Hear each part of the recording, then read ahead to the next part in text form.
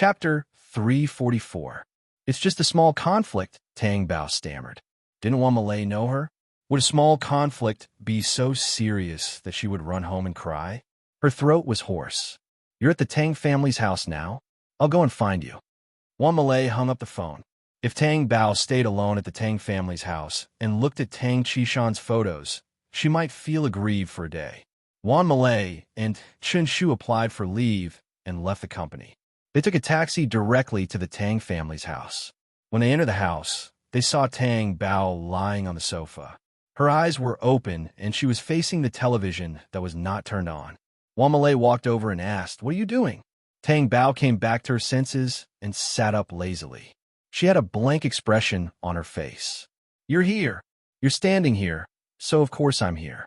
Wan Malay sat down on the sofa. "What happened? You're just done with your confinement, and young Master D is treating you like this? Why do I feel like there's a reason for this?" Tang Bao pursed her lips tightly, implying that she would not say what the reason was. If she said it, Wan Malay might run to Di Hao Ian and tell him the truth. Besides her, no one else knew about this matter. "All right, I won't interfere in the matters between you two, but I think the two of you will reconcile in a few days," Wan Malay said. "You really think so?" Tang Bao asked as if she saw a glimmer of hope. "Yes. Which time didn't you see them reconciling in the end? So don't be sad." Tang Bao looked down weakly and said, "I think Di Hao Hian won't want to talk to me anymore. He hates me very much now." "That looks like you've done something unforgivable?" Wan Malay looked like she understood and muttered softly, "I knew you did something wrong. You've always been like this." Tang Bao stared at her. "I've already heard it. That's an illusion," Wan Malay immediately denied. "Don't stay here. Since I've asked for leave, let's go out and walk around." She didn't want to feel more depressed. "Where are we going?" "I've already asked the servant to prepare your meal. Let's go shopping first. We'll eat when we're hungry," Wan Malay said. Anyway, they were going to drag the Tang Bao out. Then, both of them went out. They shuttled back and forth in the women's clothing stores. The two of them were still holding drinks in their hands. They drank and ate as they shopped. When she was tired, she would find a dessert shop to sit down and continue eating. After eating, they continued to shop. Tang Bo was carrying her loot. Wan Malay did not buy anything and helped Tang Bo carry the loot. "Malay, thank you for your hard work. I'll treat you to a high-class restaurant later," Tang Bao said. "That's more like it." She was tired from shopping, and it was almost time for dinner. The two of them found a high-end clubhouse to have a meal. On the second floor, the atmosphere inside was not bad. Just as the two of them were led to their seats by the waiter, they saw Di Hao Ian, who was also eating there. Yu Songhuan and Lan Wanru were also at the same table. They were enjoying their meal happily. Tang Bao stood there in a daze and looked at them. Di Hao Ian raised his black eyes and glanced at her coldly. Then, he turned a blind eye to her and looked away. Lan Wanru also noticed this side, including Yu Songhuan. However, their reactions were better. They were a little surprised, but in the end, they pretended not to see. Tang Bao sat down in her seat. Her heart ached. "Bao Bao, the young master is here. Aren't you going over?" Wan Malay naturally saw the three people leaning against the window. "No need. There are a total of 4 seats. It can't fit the two of us. It probably couldn't fit one person. I'm fine. I can sit here and eat alone. You can pay the bill when the time comes," Wan Malay said with a serious face. Tang Bao stuffed the menu into her hand. "Look at your menu." On the other side, Lan Wanru had a gentle smile on her face. When she saw Di Hao Ian's indifference towards Tang Bao, she felt even more proud. She felt that her body could get better immediately. "I think the food in this restaurant is really delicious. This is my first time eating here. Fortunately, Brother Hao Ian and Annie are here. Otherwise, I wouldn't be able to eat it," Lan Wanru said gently and sensibly. "If you like it, come again next time," Yu Songhuan said with a smile. Then, he said, "I won't come again next time. Let your brother Hao Hian bring you here."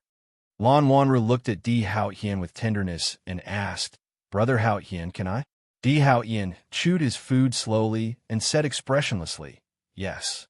"Thank you, Brother Hao Hian," Lan Wanru said happily. Tang Bao heard every word that was said at the table clearly. She didn't look at any of the dishes on the menu. She just listened to them, and her expression didn't look too good. Wan Malay lowered her voice and said, "Why don't we go somewhere else to eat?" "No need." After ordering and waiting, Tang Bao said, "I'm going to the washroom." "Okay." Tang Bao went to the washroom, but he didn't go to the washroom. Instead, he stood in front of the mirror and looked at himself in it. She never thought that as long as she listened to Yu Song-hwan would accept her. But when it really came to this, she couldn't help but feel hurt. Perhaps Yu Song-hwan couldn't make her sad. What she couldn't stand was Di Hao-ian's indifference to her and his contact with other women. She couldn't stand it, but she had to watch helplessly. There was nothing she could do. Her heart was like a flower, and the petals were being pulled off one by one. Tang Bao had never experienced that kind of process and that kind of pain before. What a coincidence! Lan Wanru walked into the washroom and appeared in the mirror. Tang Bao looked at her. Lan Wanru was dressed up today. Even her usually pale face had some blush and lipstick. She looked a lot healthier, eating at the same restaurant and meeting in the washroom.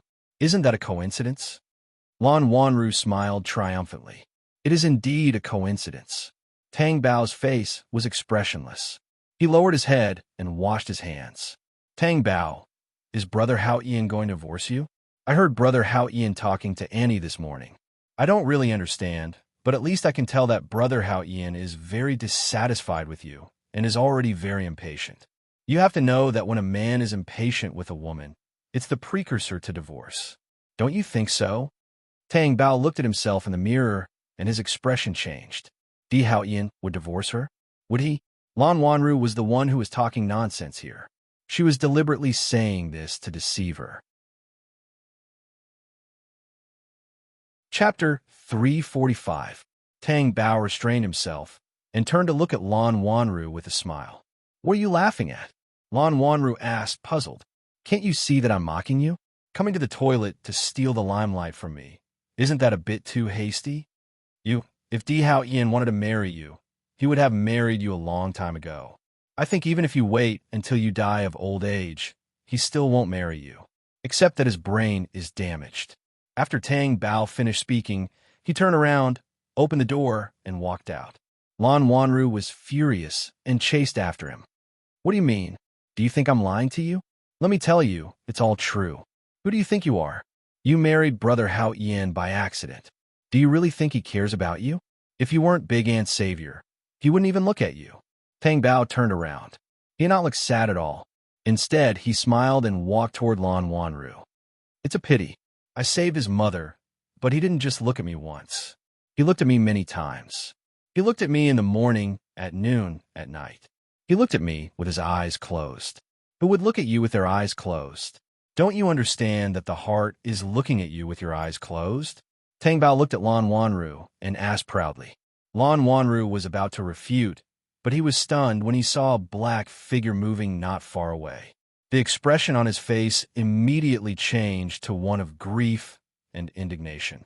"What do you mean by what you said just now? What do you mean you never loved Brother Hao-ian? Then who do you love? Is it my brother? But you're already married to Brother Hao-ian.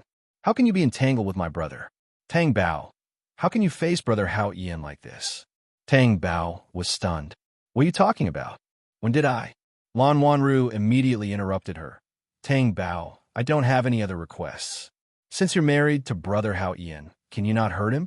My health isn't good, so I can't do anything. But I can kneel down and beg you. I beg you not to hurt Brother Hao-ian."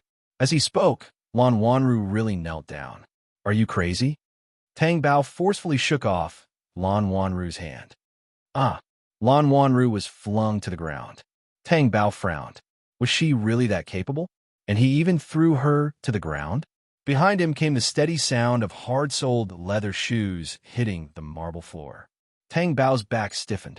He turned around and saw Di Hao-ian walking over. His aura was so cold that it was terrifying. His face looked like it was covered with a thick layer of frost.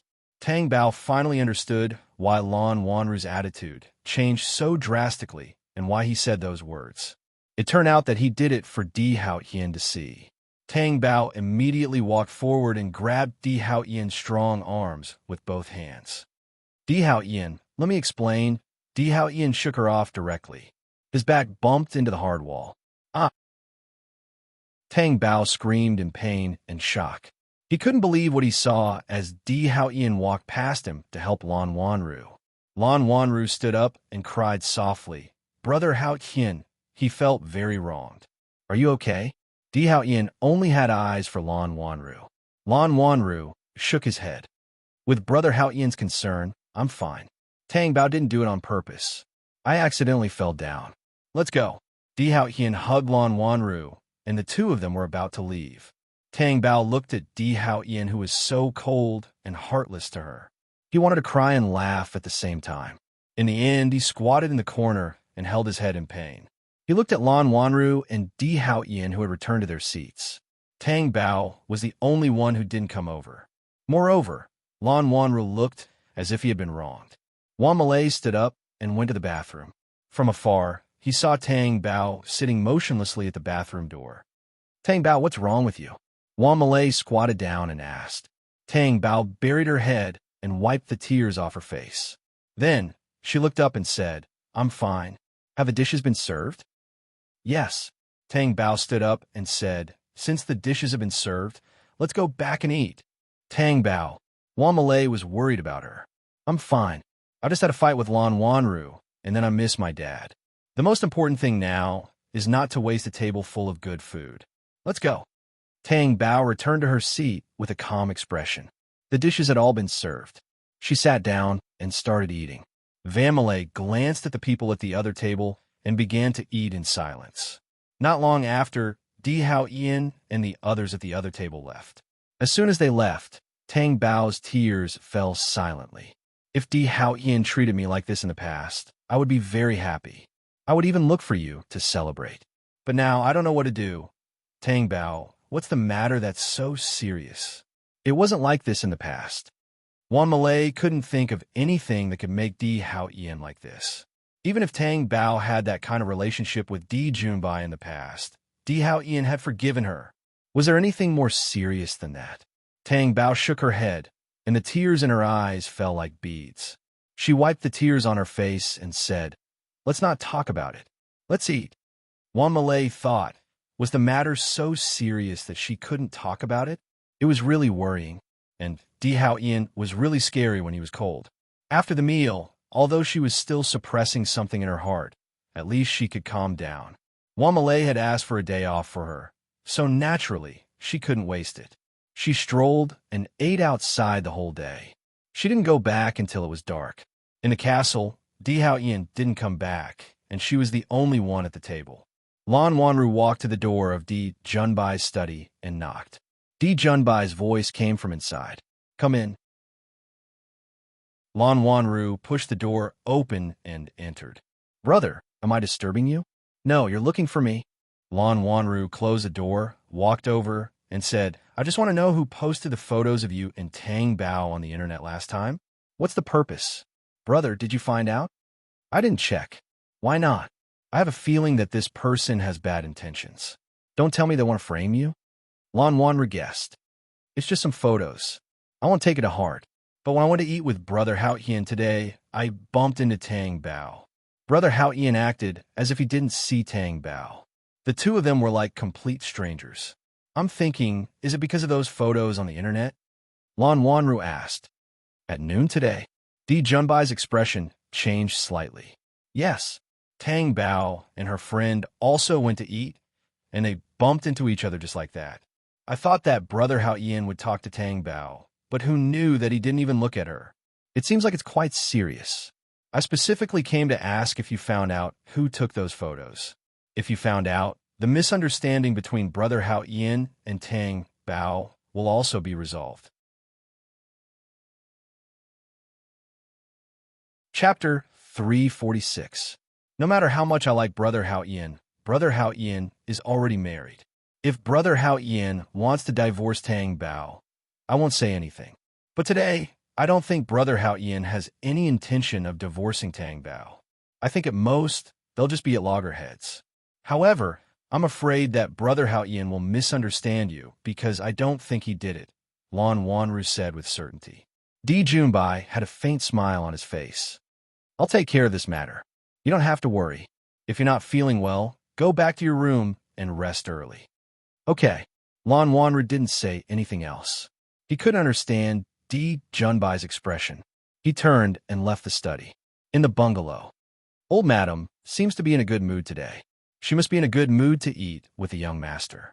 Aunt Wang stood behind and massaged Yu Songhuan's shoulders. Yu Songhuan, who was enjoying it with his eyes closed, seemed to be in a good mood.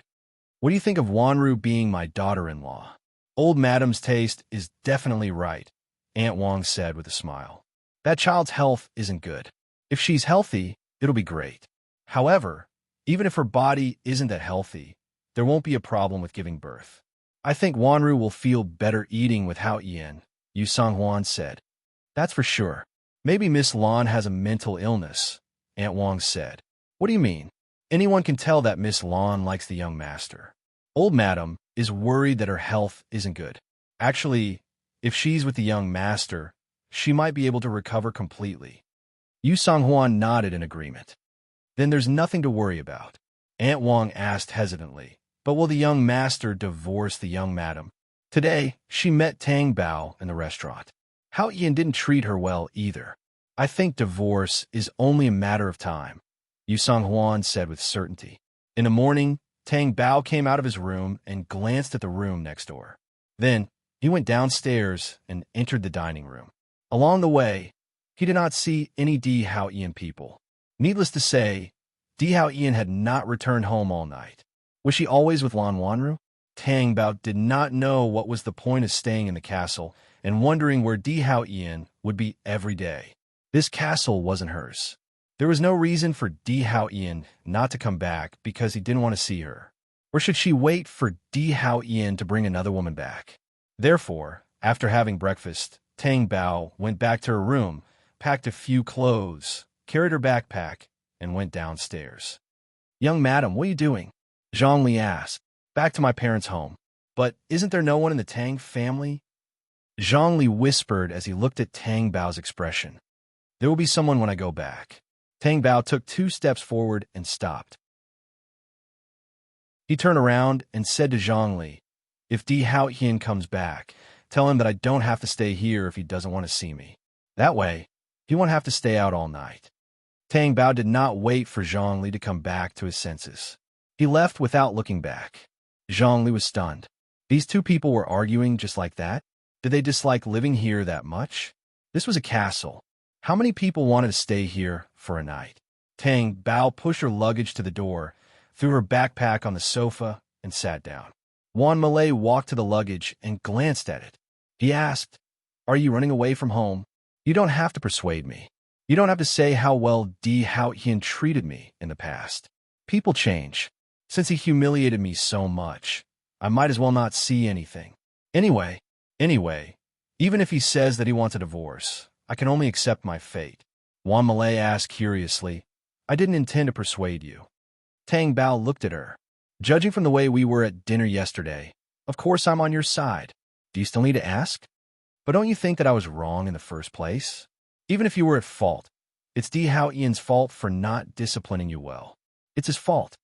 Are you going to stay in my place? Wan Malay asked.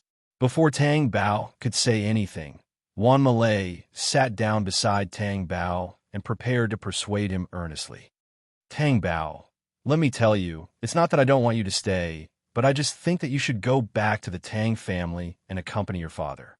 Really, a married daughter is like spilled water, but you don't want it to become ice water, right? You're talking so much nonsense. Aren't you just saying that you don't want me to stay at your place? Tang Bao looked at Wan Malay from the corner of his eyes. Actually, that's not what I mean.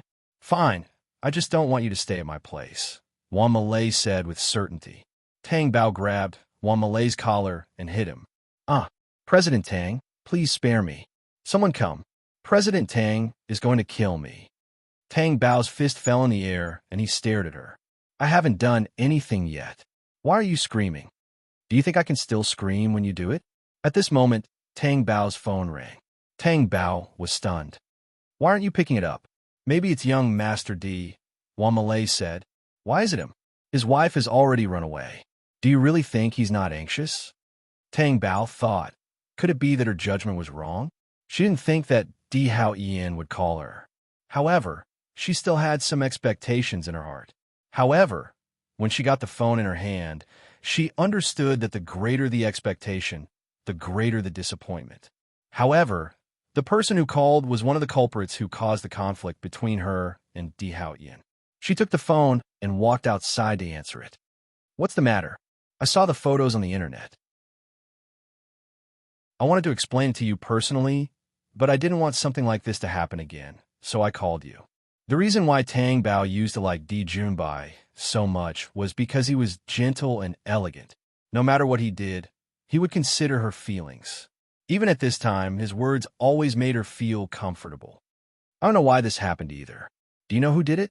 Tang Bao asked. Sorry, I didn't find out. I heard from Wanru that you and my brother aren't on good terms now. Is it because of the photos on the internet? Di Junbai asked. Something like that. I'll explain it to him. No need, Tang Bao said immediately. Why? Even if there's really nothing, the situation at that time was indeed that of hugging.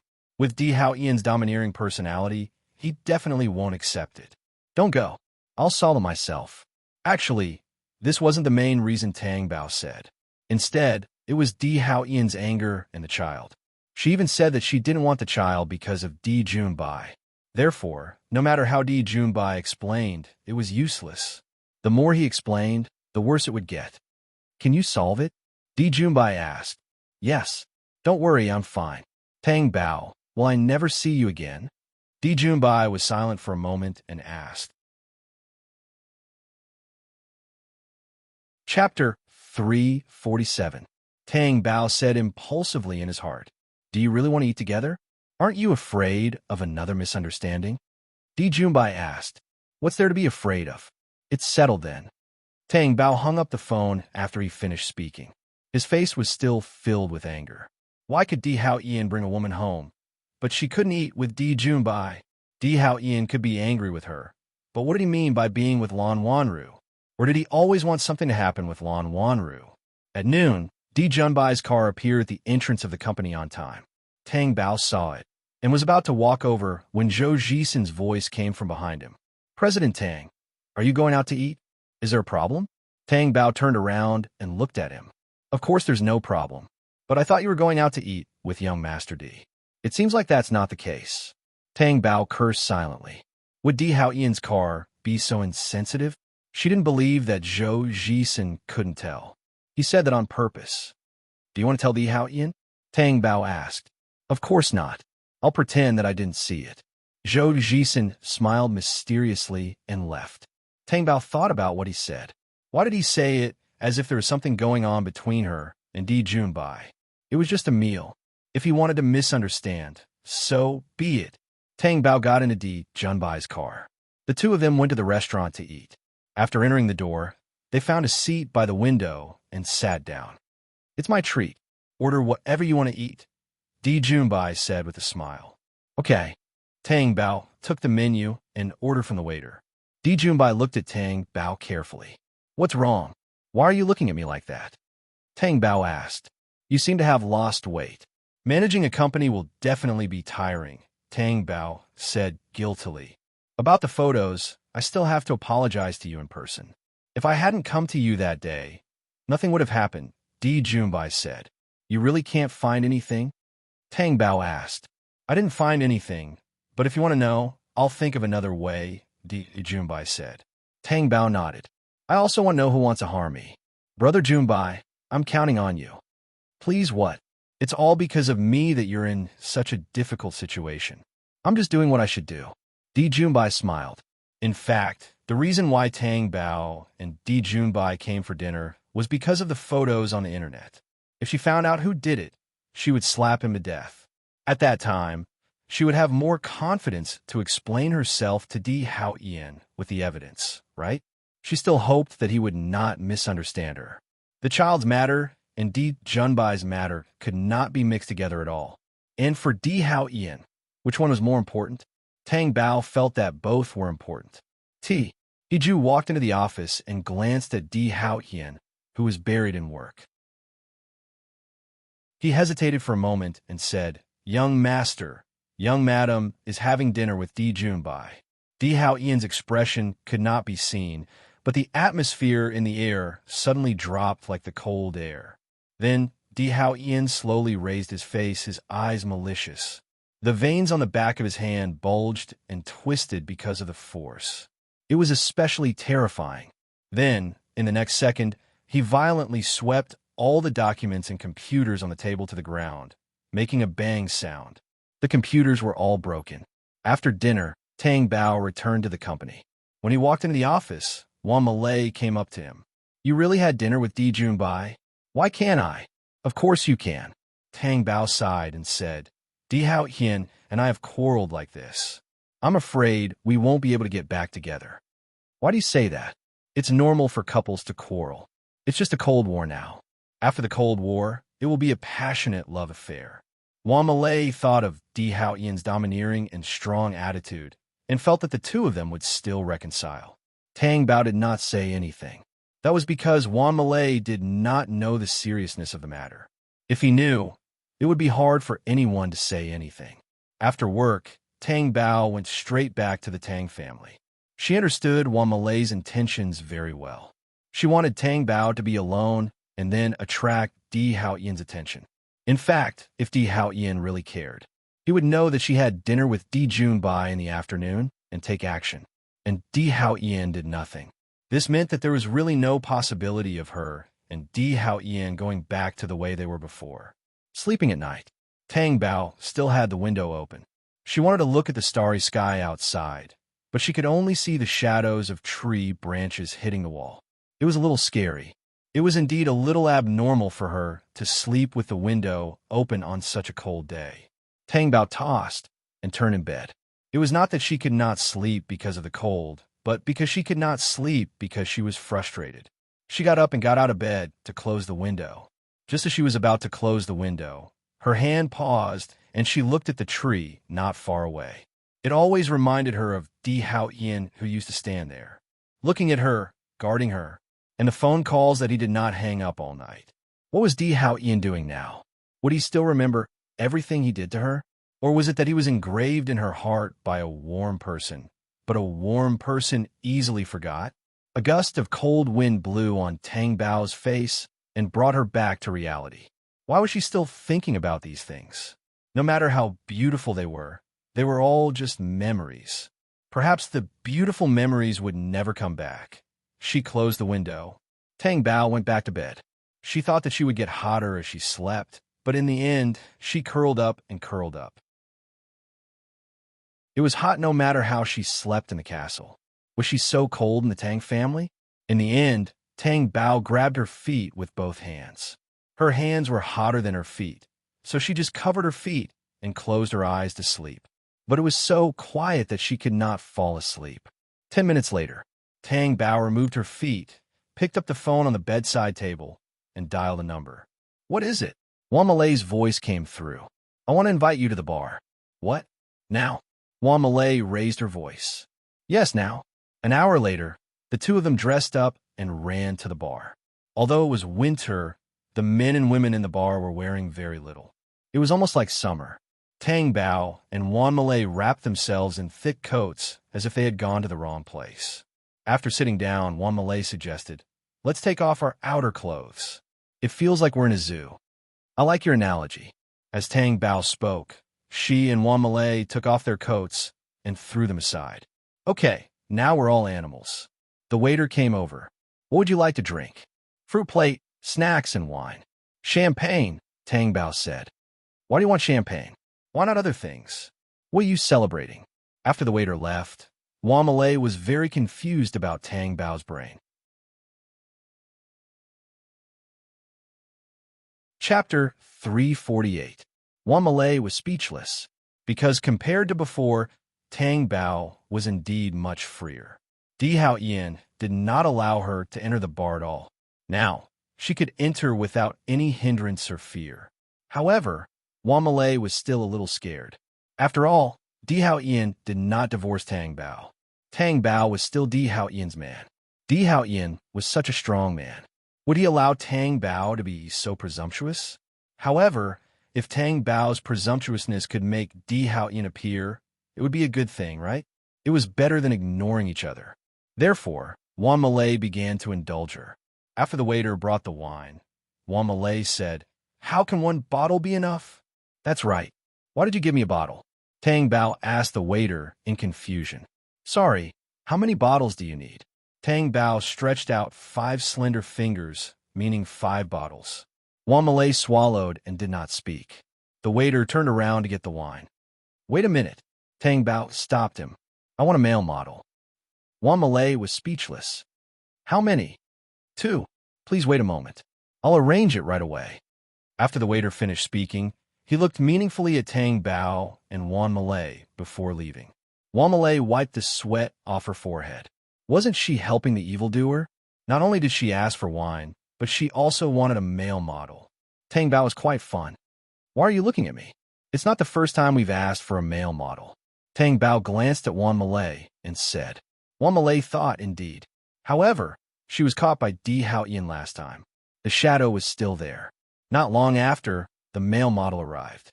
Dressed in sexy, tight-fitting black clothes, they sat down beside Tang Bao and Wan Malay. "Handsome, let me help you pour the wine." After Tang Bao finished speaking, he eagerly helped to pour the wine.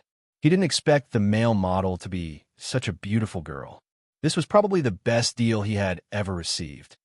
"How can I let beauty fall? I'll do it." The male model grabbed the bottle.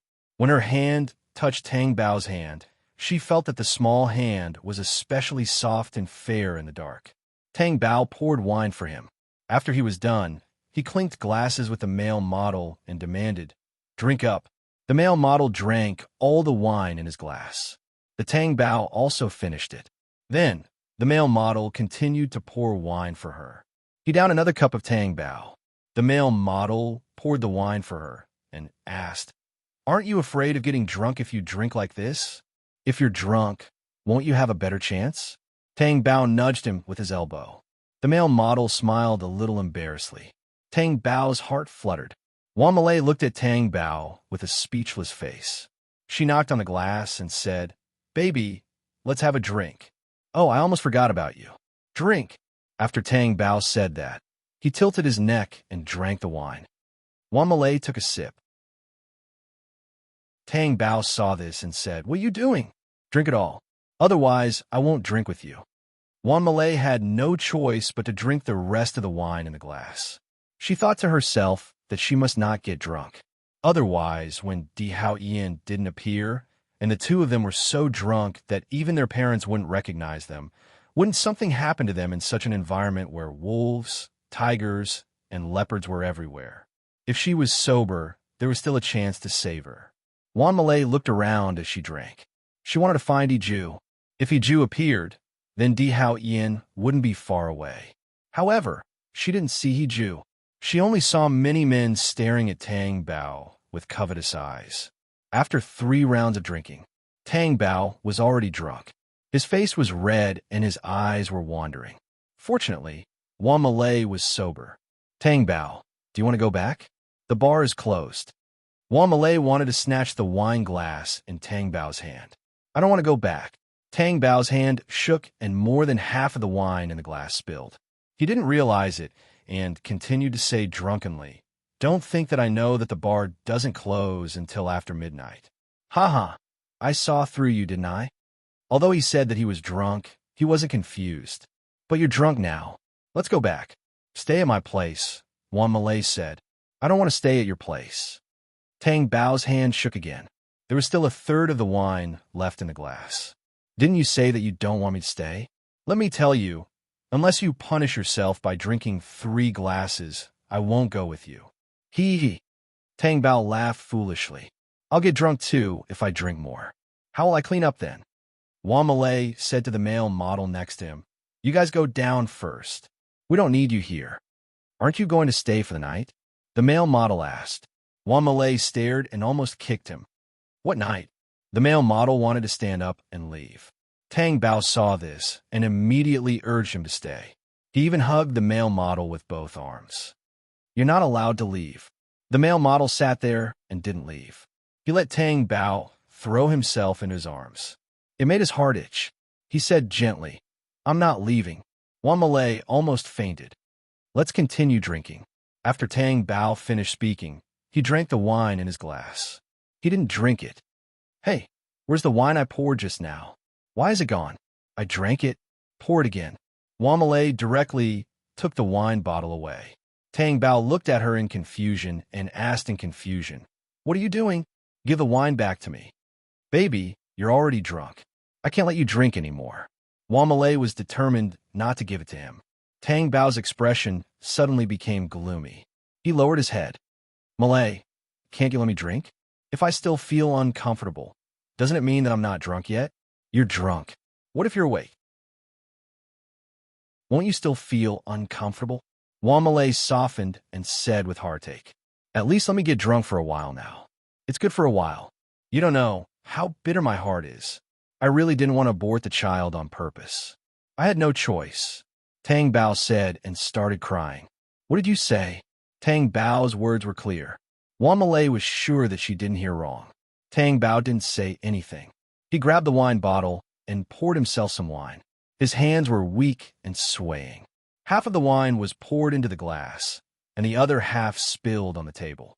Wan Malay looked at Tang Bao with mixed feelings. She had asked Tang Bao before, "How did the child suddenly go missing?" Tang Bao didn't say anything. Wan Malay didn't ask again. Could it be that Tang Bao aborted the child himself? That was impossible, right? First of all, Tang Bao wasn't so cruel. Second of all, Tang Bao was in a good mood because he was pregnant. No matter what, she wouldn't abort the child, right? Or was there another reason? Did Di Hao Yin ask her to abort the child? No, it didn't seem like it. What the hell is going on here? "Handsome, why are you only watching me drink? Why aren't you drinking?" Tang Bao turned around and focused on the male model next to him as if he hadn't said anything. "If I'm drunk, how can I take care of you?" the male model said gently. Tang Bao felt comfortable when he heard that. The smile on his face deepened. Chapter 349. Di Hao Yin sat there, his hawk-like black eyes looking down at the scene below, the scene of Tang Bao flirting with the male model. His chiseled face seemed to be covered with a thick layer of frost, and his aura was so terrifying that no one dared to approach him. Tang Bao was completely unaware and was still flirting with the male model. "How do you want to take care of me?" Tang Bao asked. "You can take care of me however you want." The male model's face was very close. Tang Bao smiled, raised the wine glass in her hand, and asked, "I can't drink anymore. Help me drink." "Okay." The male model took her glass and drank all the wine. Wan Malay went forward to pull Tang Bao away. If she didn't pull him away, she didn't know what would happen. "Come with me. I don't want to." Tang Bao shook off her hand. "What's wrong with you? I asked you to drink with me, but you didn't. Fortunately, there's a handsome young man here. Otherwise, wouldn't I be drinking alone?" Wan Marai almost spat out a mouthful of blood. This person was really a drunkard. If something really happened, she would regret it to death when she sobered up. The male model was also very impatient with Wan Malay's behavior at this time. He said, "Since you're friends, shouldn't you do what's best for you? What does she want to do? Just go along with her. Won't that be fine?" Wan Malay's face turned purple with anger. What did he mean by what she wanted to do? "I don't know what she wanted to do, but I can tell at a glance what you want to do. Isn't it just that you want to take advantage of a beauty?" "You're right.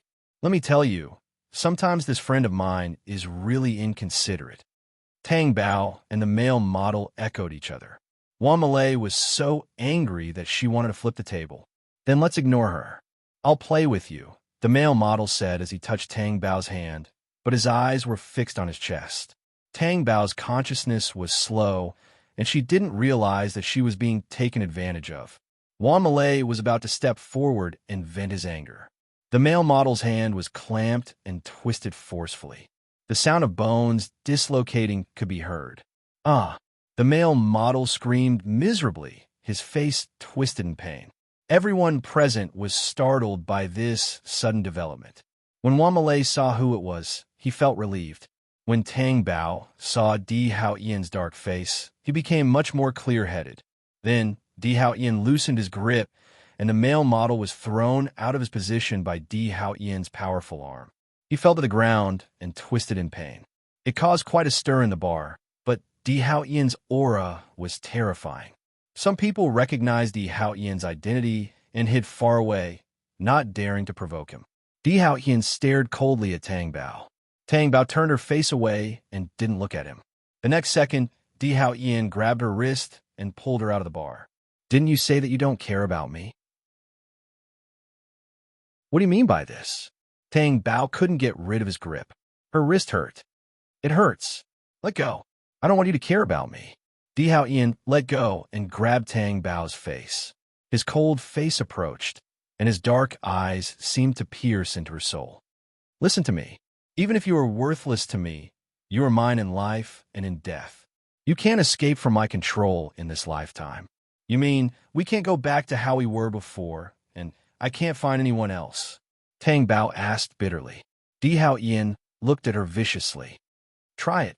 If I'm looking for someone else, what's yours? You brought a woman back to the castle, and even had a meal with Lan Wanru. You ignored me. You're too much." Tang Bao's eyes overflowed with tears, but she stubbornly held them back. "Didn't you and Di Junbai have a better time eating? Didn't you get what you wanted without me around?" Di Hao Ian tightened his grip. Tang Bao felt that her jaw was about to break. She endured the sadness and pain and said, "Then aren't we even? We don't owe each other anything. I can, but you can't. Do you understand?" Di Hao Ian said forcefully. His eyes turned ruthless, and he threw Tang Bao, who was in a daze, into the car rudely. Tang Bao fell into the seat. The alcohol in her head made her even dizzier. However, Di Hao Ian's words made her feel even more bitterly disappointed. The car door closed, and the car left the bar. Tang Bao raised her eyes and looked at the night view outside the car window. It was clear yet blurry. When the car arrived at the destination, Di Hao Ian rudely dragged Tang Bao out of the car again. Tang Bao's wrist hurt. However, she was stunned when she saw that the place where they got off was actually the Tang family's house. She thought that Di Hao Ian was taking her back to the castle. He only let go of her when he dragged her all the way back to the hall. Di Hao Ian was expressionless and heartless. "Since you like living here so much, I'll fulfill your wish." Tang Bao's tears still fell uncontrollably. Her eyes were hazy with tears, but Di Hao Ian's indifference was still clearly conveyed. "I don't know how much anger the matter of the child has caused you to treat me like this. However, if this makes you feel better, I won't say anything. I just want to ask, can we go back to the past?" Tang Bao asked. Every line on Di Hao Ian's face was tense and extremely cold. Finally, he said, "Don't mention the past to me." After that, he turned around and left. Tang Bao stood there in a daze. She was stunned for a few seconds before her tears fell freely. She cried as if there was no one else around. Di Hao Ian got into the car and leaned against the back seat. His heart felt like it was about to split open, making it difficult for him to breathe. His breathing was heavy and oppressive. He seemed to have heard Tang Bao's cries. Di Hao Ian's black eyes were a little red. He pushed the door open, got out of the car, and walked into the house. However, when he reached the door, his footsteps stopped. If he went in now, would everything that Tang Bao had done be forgiven? Di Junbai and his child, would everything be forgiven? Everything that he had done to possess Tang Bao was like a joke. Why had Di Hao Ian been played like this? He would never let anyone who dared to do that see the sun rise the next day. Di Hao Ian's heart was forced to harden. He turned around and left. Tang Bao walked to the door. The car outside was driving away from the gate. No matter how she urged him to stay, no matter how much she cried, Di Hao Ian would not care about her. Had she really reached the end of the road with Di Hao Ian? Tang Bao, who was drunk and had slept all night and early in the morning, was sleeping soundly under the quilt. There was no sign of her waking up at all. Wan Malay could smell the alcohol in the room when she walked in. Tang Bao, wake up." Wan Malay walked to the bed and pushed Tang Bao. Tang Bao only responded with an and did not move.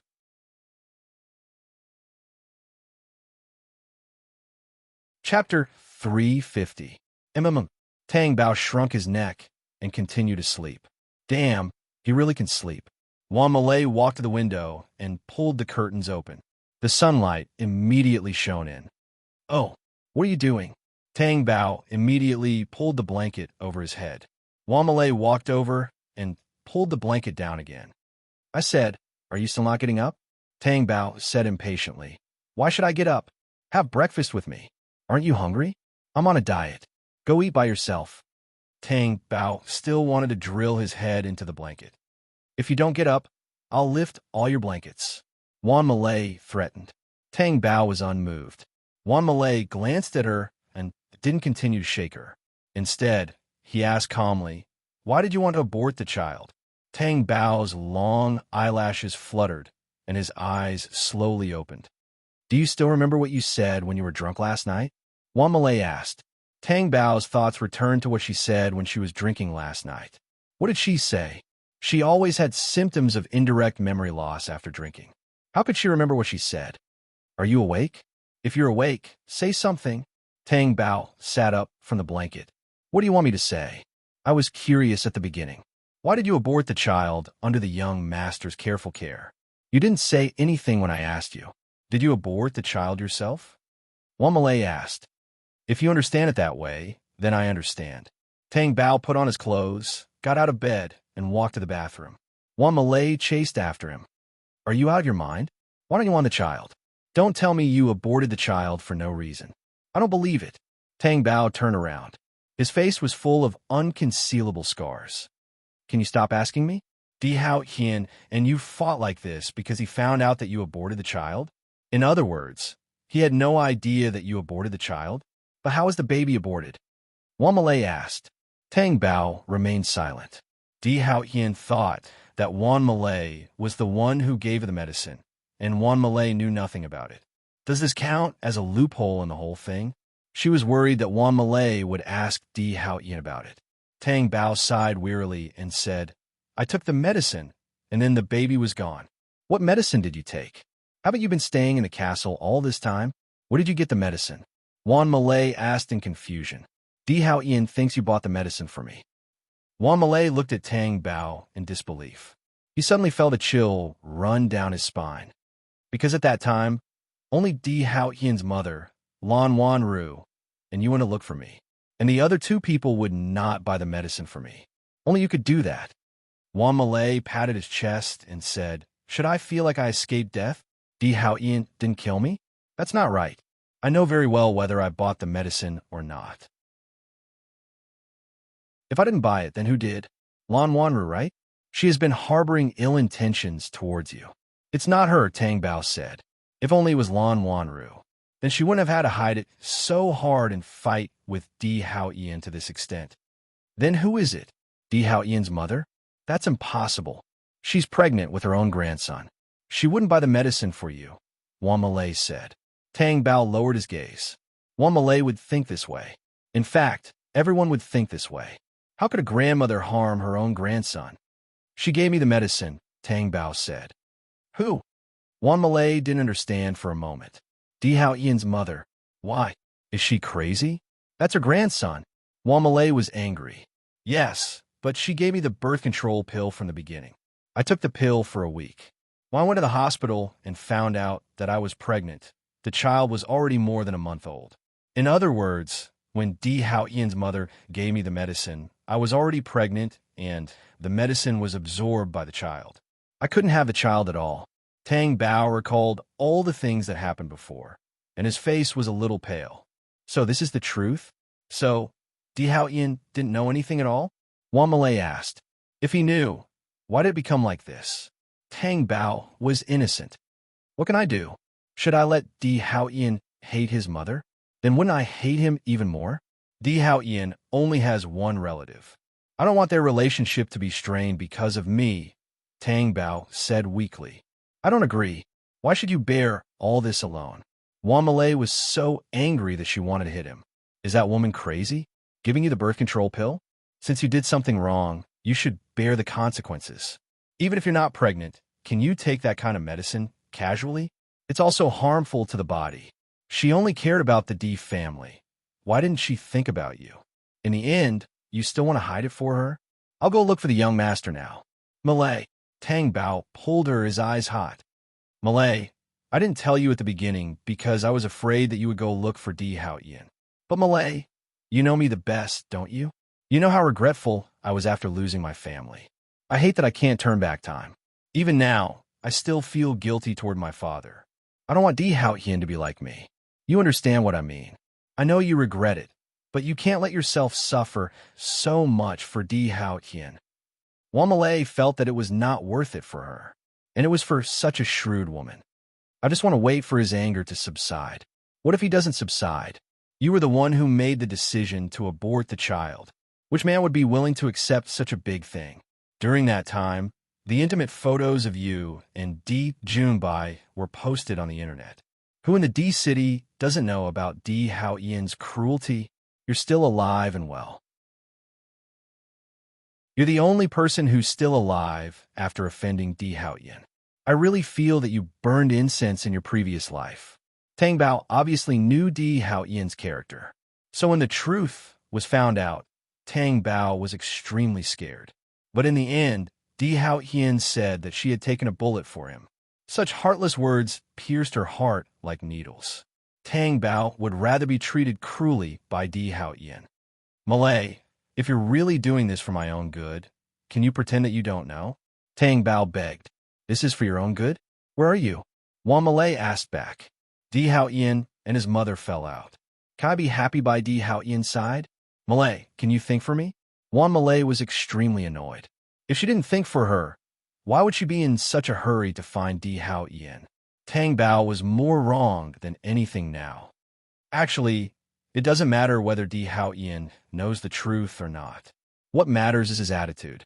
Perhaps this marriage was a mistake from the beginning. Tang Bao lowered her gaze weakly.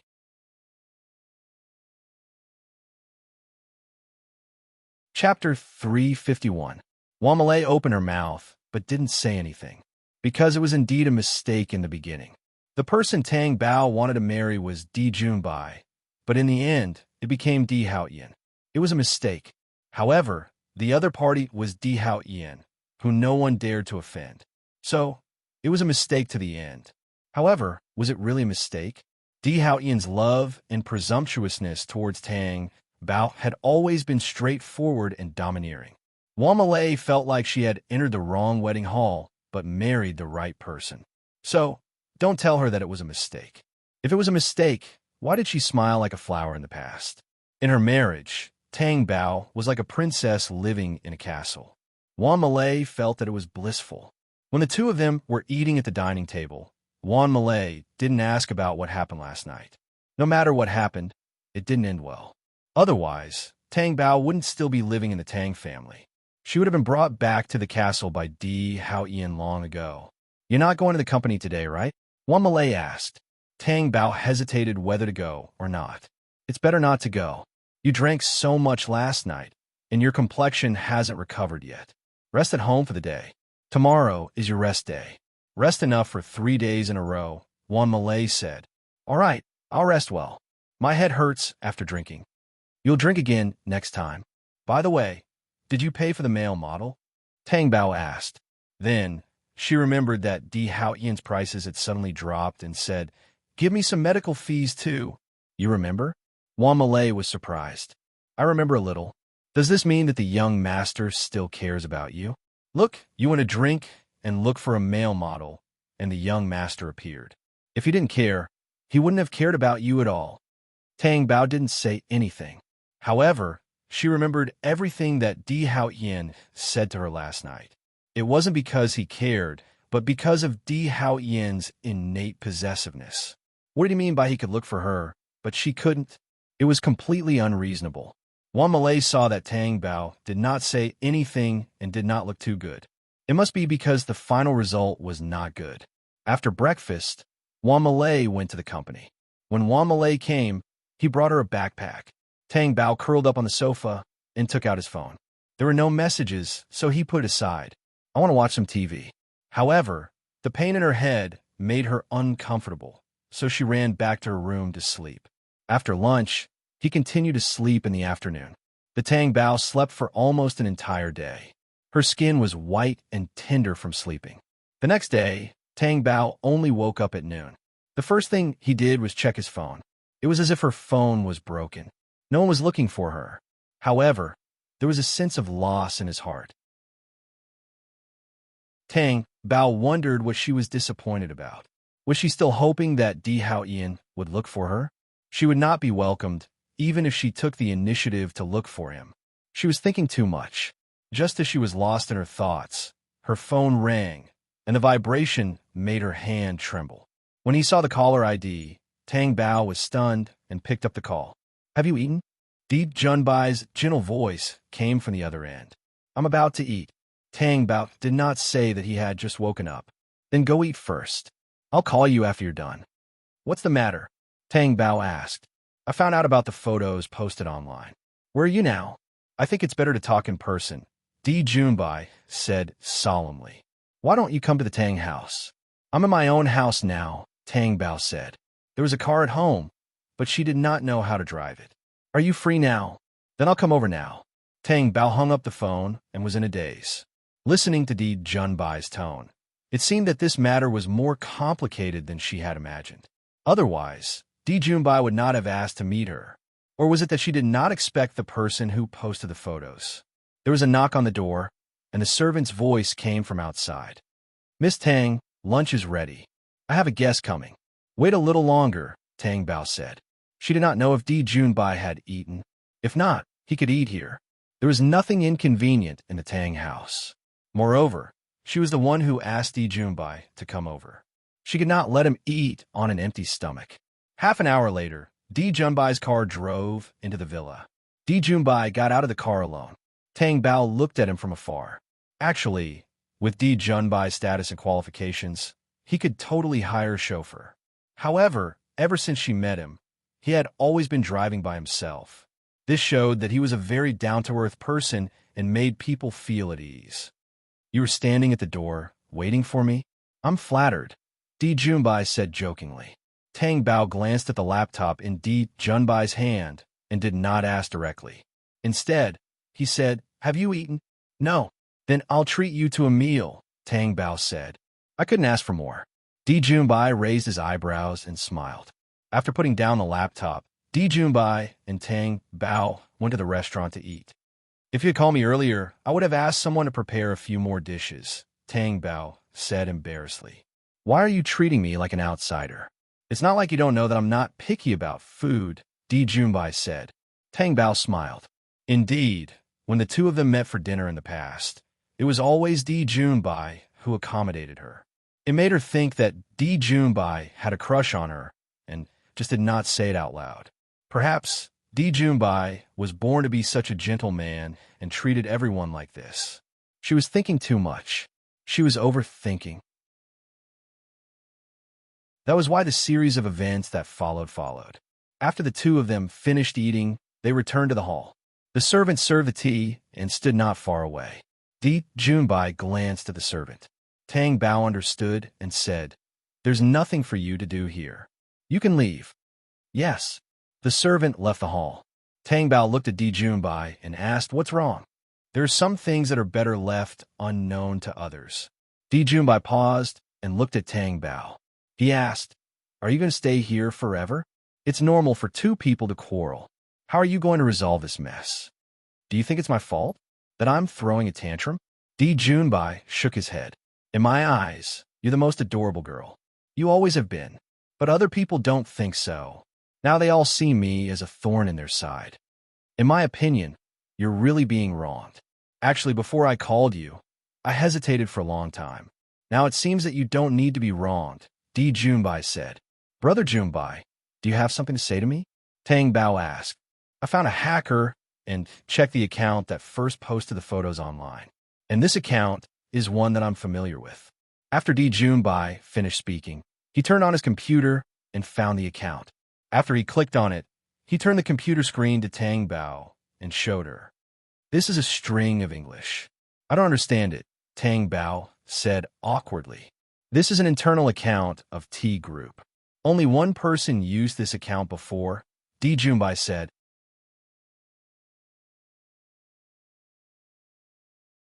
Chapter 352. My Brother. Tang Bao was stunned for a few seconds. After a long while, he finally spoke. His throat was tight. Your brother, Di Haoten. No, impossible. Tang Bao stood up agitatedly. How could he be the one who posted this? He hates it when I interact with you.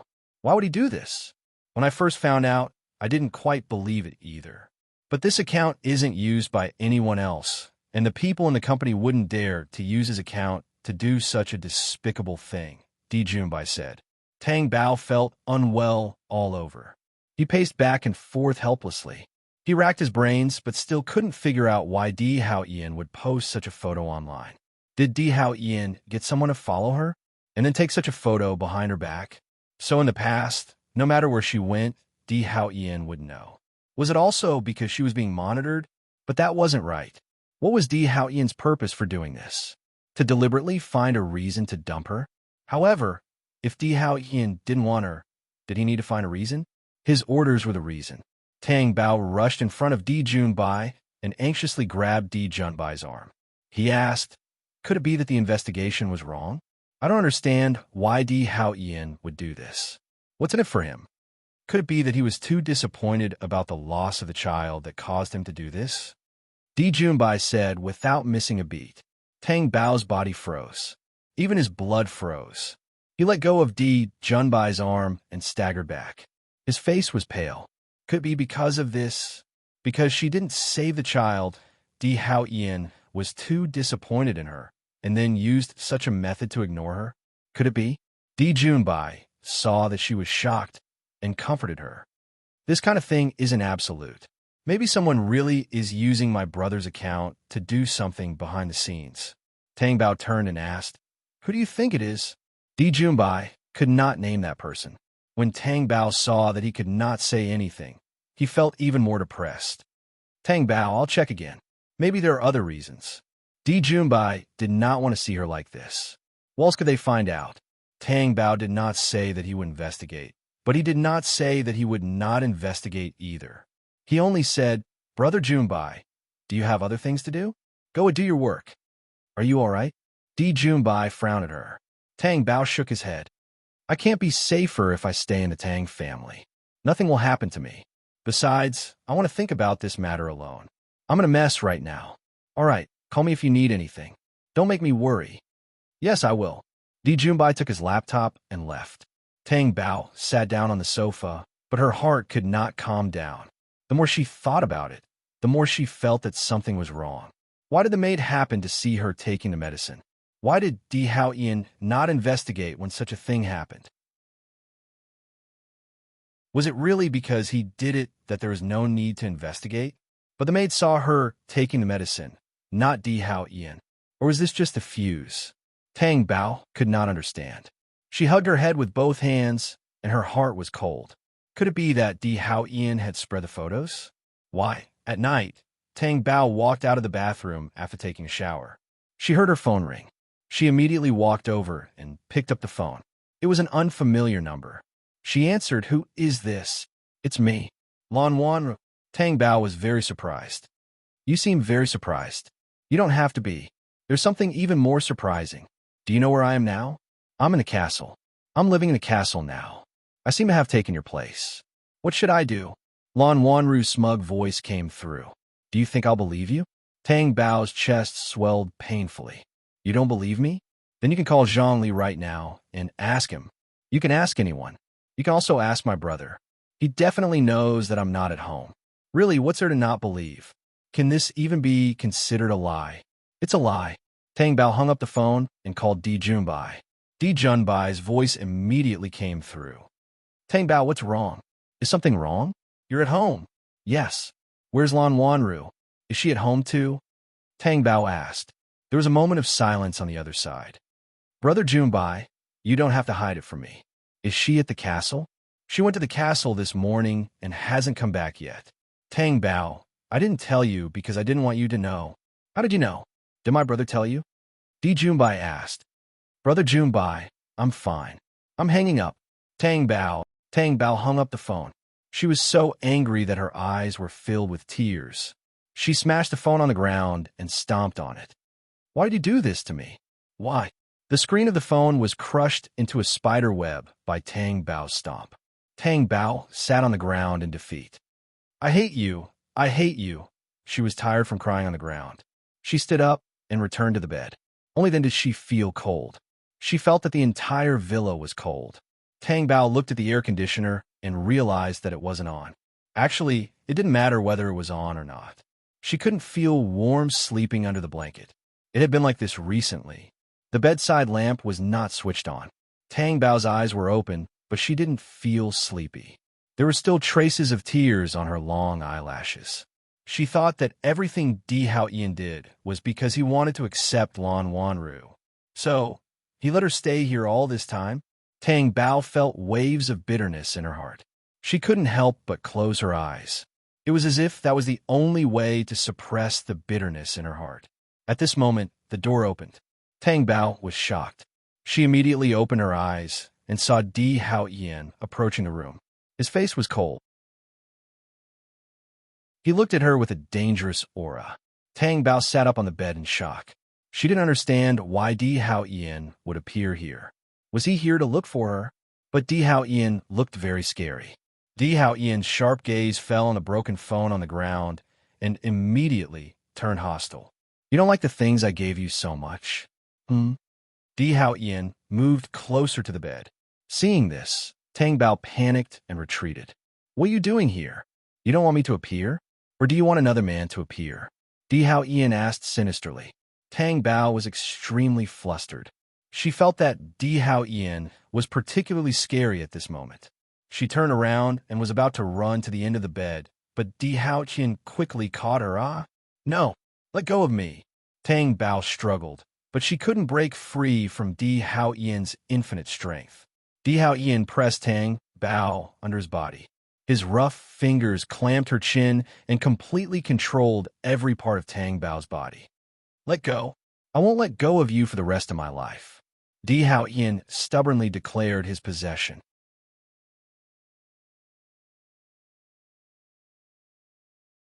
Chapter 353. His heart was filled with anxiety and panic. At this moment, Di Haoyan was like a beast that smelled blood, exuding danger like a black hole, especially with the smell of alcohol on his body. Tang Bao didn't know why Di Haoyan was here. Wasn't Lan Wanru in the castle? What was he doing here? Was he here to humiliate her? Di Haoyan, what are you trying to do? Tang Bao asked angrily and bitterly. What was he trying to do? Why did he take photos? Why did he upload them online? What did he mean by letting Lan Wanru live in the castle? What am I trying to do?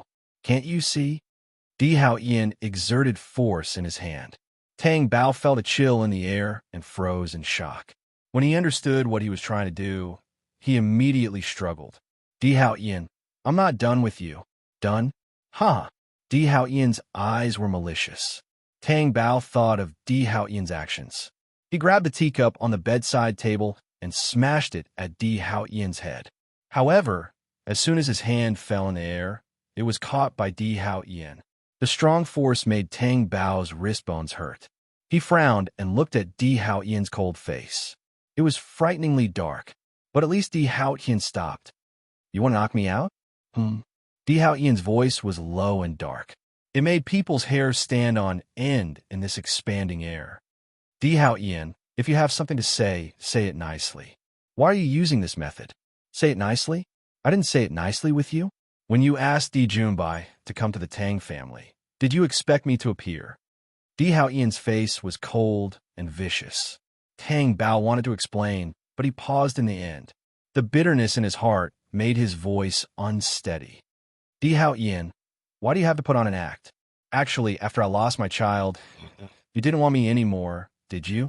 Di Haoyan's sharp black eyes were slightly stunned as he stared at her coldly. You don't have to be so sneaky. Just tell me what you want. Even if I don't want to divorce you, I can't do anything about it. You're the king of Imperial City. No one can control you. Isn't that so? What are you talking about? Di Haoyan's face was tense and cold. You know best what I'm talking about. Di Haoyan did not get angry. Instead, he laughed, which made Tang Bao's hair stand on end. Do you think I'll let you go just because you said those words?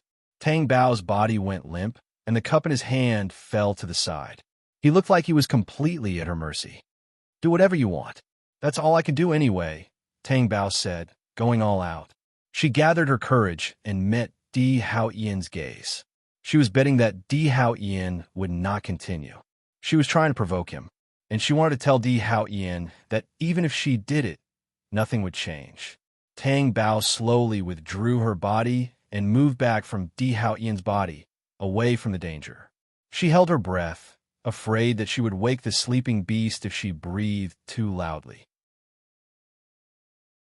When she was completely free, Tang Bao turned around and ran away. Di Hao Ian's dangerous aura rang in her ears. Tang Bao was so frightened that her expression changed drastically. She did not understand what she could change by doing this. Would those things that happened disappear? Could everything go back to how it was before? No. My request is that you are not allowed to have any contact with Di Junbai anymore. I'll let you go when you promise me that. Di Hao Ian told her like a devil. Di Hao Ian did not repeat his request. In Tang Bao's remaining consciousness, she understood in hindsight that Di Hao Ian hoped that she would not make any promises so soon. So, he did not ask again. He was kind and did not remind her. But Tang Bao felt like she was going crazy. I promise you I won't. I won't see Di Junbai anymore. Tang Bao said. You agreed so quickly? Di Hao Ian's tone was disapproving. Suddenly, there was a loud bang. Di Hao Ian instinctively hugged Tang Bao in his arms. Tang Bao's consciousness was already scattered, and her reaction was slow, but she was slightly awakened by the sound. The next day, Tang Bao woke up on the sofa.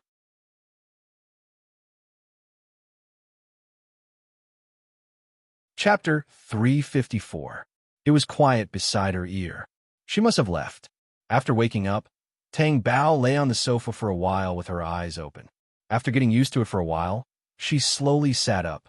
Even the phone on the ground that she had stepped on was still there. The phone suddenly lit up and vibrated to remind her of an incoming call. Tang Bao was stunned.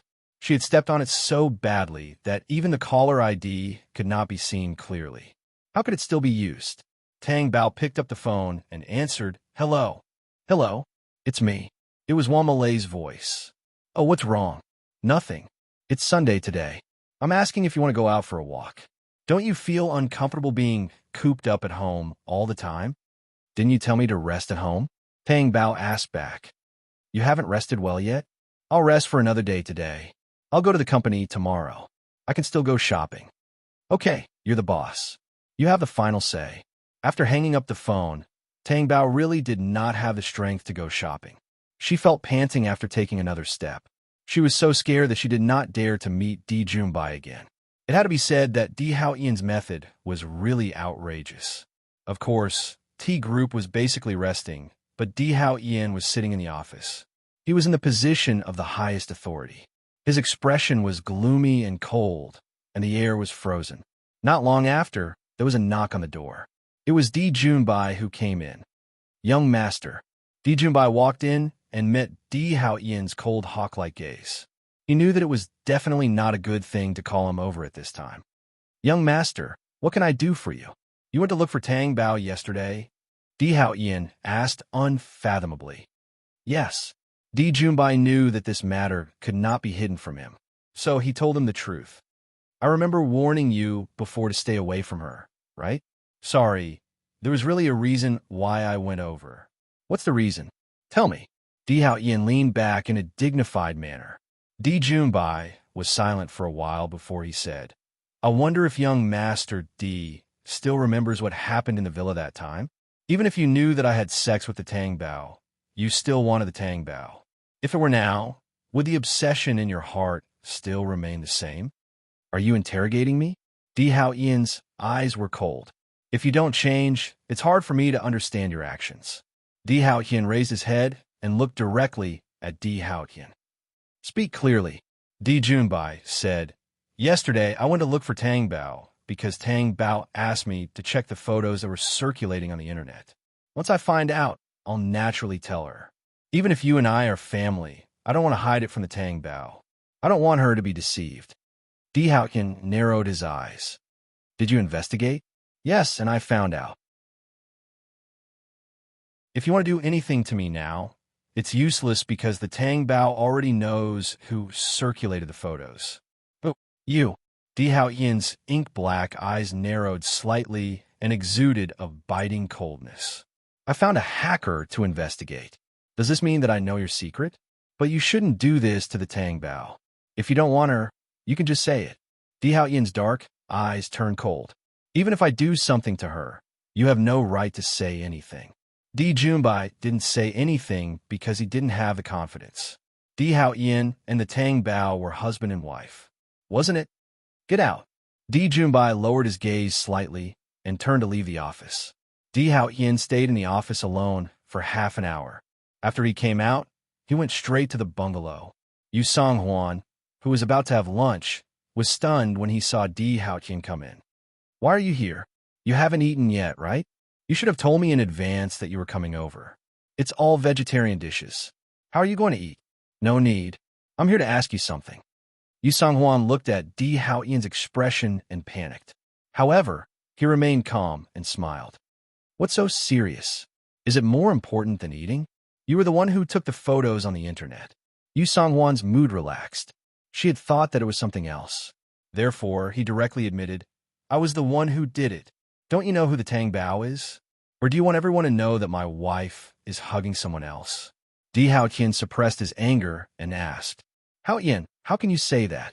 I'm doing this for your own good. How can you want such a woman who doesn't know how to behave and who had such a thing with Di Junbai? Yu Songhuan really couldn't understand how his son could be so infatuated with the Tang Bao girl. He didn't even have any principles. I just want to know the truth. Di Hao Yin said, the photos are the truth. I'm just putting the truth in front of the public. Yu Songhuan avoided Di Hao Yin's gaze and said. Di Hao Yin's expression was terrifyingly cold. He didn't press the issue. Instead, he said, who took the photos? Yu Songhuan couldn't say that he took the photos himself. He was so old and impractical. Di Hao Yin would never believe him. Don't ask about this anymore. If I didn't let someone take the photos, you would still be in the dark. Yu Songhuan felt that everything he did was for the good of Di Hao Yin. If you don't want me to pursue this matter with you, you can just hand over this person. Yu Songhuan was shocked and looked at Di Hao Yin's cold face. This was a threat. He actually threatened her for the sake of the Tang Bao. Yu Songhuan's expression was very ugly. However, after weighing the pros and cons, she didn't want Di Hao Yin to hate her, so she said it was Xiao Zhang. Xiao Zhang was Yu Songhuan's bodyguard when he went out. Di Hao Yin didn't say a word. He turned around and walked out of the bungalow. He Ju ordered, take him away. Not long after leaving the bungalow, the car stopped and Xiao Zhang was thrown out of the bodyguard's car. Xiao Zhang fell to the ground. Di Hao Yin's black leather shoes appeared in front of him. Do you want to confess? Or do I have to torture you? Di Hao Yin asked condescendingly. Young master, I didn't do it on purpose. Those photos were from an angle. Young madam went shopping with her friends and then met Di Junbai. The two of them stood there and talked. Then, when a little boy was about to bump into young madam, Di Junbai pulled him away and young madam moved closer to Di Junbai. So I took the photos. Xiao Zhang knelt on the ground, scared out of his wits. Everyone knew that when Di Hao Yin was ruthless, he was no different from the devil. Those who were close to him knew this even better. That's it. That little boy was arranged by me. Di Hao Yin raised his long leg and kicked Xiao Zhang's chest. Xiao Zhang immediately spat out blood. Di Hao Yin didn't even look and turned to get into the car. The car drove steadily on the road. Di Hao Yin's face was tense and cold, and the sharp lines made people not dare to approach him.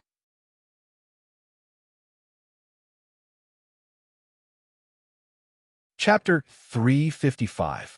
Tang Bao felt weak all over. She could not walk from the room to the dining room to eat and then run back up again. Therefore, she asked the maid to bring lunch up and eat in the room. When the maid entered the room, she was very surprised to see the collapsed bed. Tang Bao was very embarrassed, but she could only pretend that she did not see the maid's surprised expression. Then, she pretended to be calm and sent the maid away. Di Hao Yin was now cold and ruthless. After torturing her in disguise, he got up and left. Tang Bao sat alone on the soft sofa and carefully. However, she just sat there and then frowned as she looked at the big bed opposite her that had completely collapsed. The more she looked at it, the deeper her frown became. The bed had already collapsed to such a state. Where is she going to sleep at night? The other rooms here had already been tidied up. She could not sleep in the room where her father used to live, right? That would definitely be inconvenient. Could it be that she had to continue sleeping on the sofa tonight? The sofa in her room was not like the luxurious sofas in the castle. The ground could be like a bed, and she could sleep comfortably as long as she tilted her body. Tang Bao hesitated for a long time, but slowly stood up in resignation. Tang Bao used all her strength to try to raise the bedboard and then put the stool under the bedboard. That way, she could still sleep at night. However, wishes were beautiful, but reality was cruel. Although the quality of the bed was not good, it was still heavy. Although Tang Bao used all her strength, the bed could not be raised. Tang Bao had to give up helplessly. Tang Bao looked at herself in annoyance. She was sweating all over again and felt warm. Tang Bao had to turn around and go into the bathroom. She started to take a shower, hoping to wash away the sweat on her body with hot water. She closed the bathroom door and then took off her clothes. She had already taken a shower in the morning, and now she had to take another shower. She really had no other choice. All of this was caused by Di Haoyan. When Tang Bao washed herself with water, tears fell down one by one. She would not forgive Di Haoyan. At this moment, the door of the room opened. Tang Bao was startled when he heard the commotion, because there was only her and a servant in the Tang family who would enter her room. Could it be that Di Haoyan was back? She had no choice but to turn off the tap in a hurry. She quickly wiped off the water droplets, put on her clothes, and walked out of the bathroom. When she turned around and saw who it was, she still couldn't believe it. With a cold face, she intended to ignore Di Haoyan and walk past him. However, Di Haoyan forcefully lifted her up. Ah! Tang Bao was shocked. What are you doing? Are you still angry? Tang Bao was stunned when he saw his calm face. She then said in a displeased voice, "The bed collapsed. Wasn't it caused by you? I told you to let me go. I didn't hear anything." Di Haoyan ignored her and placed Tang Bao on the soft sofa. Tang Bao was so scared that her face turned pale. She asked in disbelief and fear, "What will it take for you to let me go?" Tang Bao's body froze. Cold sweat trickled down her back. What was Di Haoyan going to do now? Just as Tang Bao was too scared to move, Di Haoyan handed the ointment in his hand to Tang Bao. Seeing that she was still unwilling to open her eyes to look at him, he had no choice but to open the lid of the ointment and apply it himself. A cool feeling came over her and made Tang Bao's body tremble. She had no choice but to open her eyes slowly. She saw Di Haoyan gently applying the ointment to a large bruise on her arm. It turned out that Di Haoyan was applying the ointment for her. Tang Bao didn't understand. Would he be so kind? Didn't he want to torture her? Why would he come here to apply the ointment for her? What was Di Haoyan, this cold-faced man, thinking? Tang Bao looked at Di Haoyan's still cold face. She really couldn't guess what he was thinking. However, she didn't want to accept Di Haoyan's behavior at all. He treated her like this yesterday and did these strange things today. Was he trying to win her over by giving her a sweet date after giving her a slap? If it weren't for the fact that she couldn't resist him now, she definitely wouldn't have let Di Haoyan, the culprit, apply the ointment for her. Seeing that Di Haoyan was still slowly applying the ointment, Tang Bao's face turned red with anger. Finally, she couldn't take it anymore. She tried to calm down and said, "I can do it myself. Give me your finger." Di Haoyan looked up at her deeply. "Give me the ointment. Do it in front of me." Tang Bao looked at Di Haoyan coldly. He ruined her bed, and he actually asked her to do it without remorse. Di Haoyan's face was cold, and he didn't speak. At first, they were still in a stalemate. In the end, Di Haoyan snatched the ointment forcefully and continued to apply it for her without saying a word. Tang Bao closed her eyes the whole time. She didn't want to think about it or see it. Di Haoyan waited until he was done and then let go of her. Tang Bao still said stubbornly, "I don't need your fake kindness to do this kind of thing." After saying that, she quickly walked to the door and opened it wide. She didn't look at Di Hao Ian's cold face and said coldly, "You can leave now." Di Hao Ian walked over with a cold face and stood in front of Tang Bao. His tall figure completely covered Tang Bao's slender body, which was extremely oppressive. Tang Bao looked down and waited for Di Hao Ian to leave. Di Hao Ian acted as if he didn't hear it and took Tang Bao's hand. Tang Bao looked up in shock and met Di Hao Ian's deep eyes. "I said, don't touch me again. Do you think you can resist?" Tang Bao glared at him angrily. "You can't resist." Di Hao Ian's aura was very strong and couldn't be defied. "Don't you have a woman outside?" Tang Bao looked up and asked. "How many women were brought to the castle by you? Can't they satisfy you?" Di Hao Ian's face was tense and his eyes were cold. However, his expression was a little depressed. "I didn't spread the photos on the internet." Tang Bao was stunned. She didn't expect Di Hao Ian to suddenly say this. "It's not important now." When Tang Bao said this, the bitterness in her heart made her feel as if her internal organs were soaked in sulfuric acid. "What's important now? You, everything about you is no longer important." Tang Bao saw Di Hao Ian's expression change slightly. Her eyes were darkening and becoming dangerous, but she still said it. "It's my fault for taking the initiative to abort the child. I also apologize to you. Do you think an apology is useful?" Di Hao Ian asked gloomily. "You've already told me with your actions that it's completely useless. We won't even go back to how we were before. So, do you want to consider divorcing me?" Tang Bao directly brought up the most sensitive topic. Di Hao Ian was not the only one who changed when she brought it up. Her own heart also changed.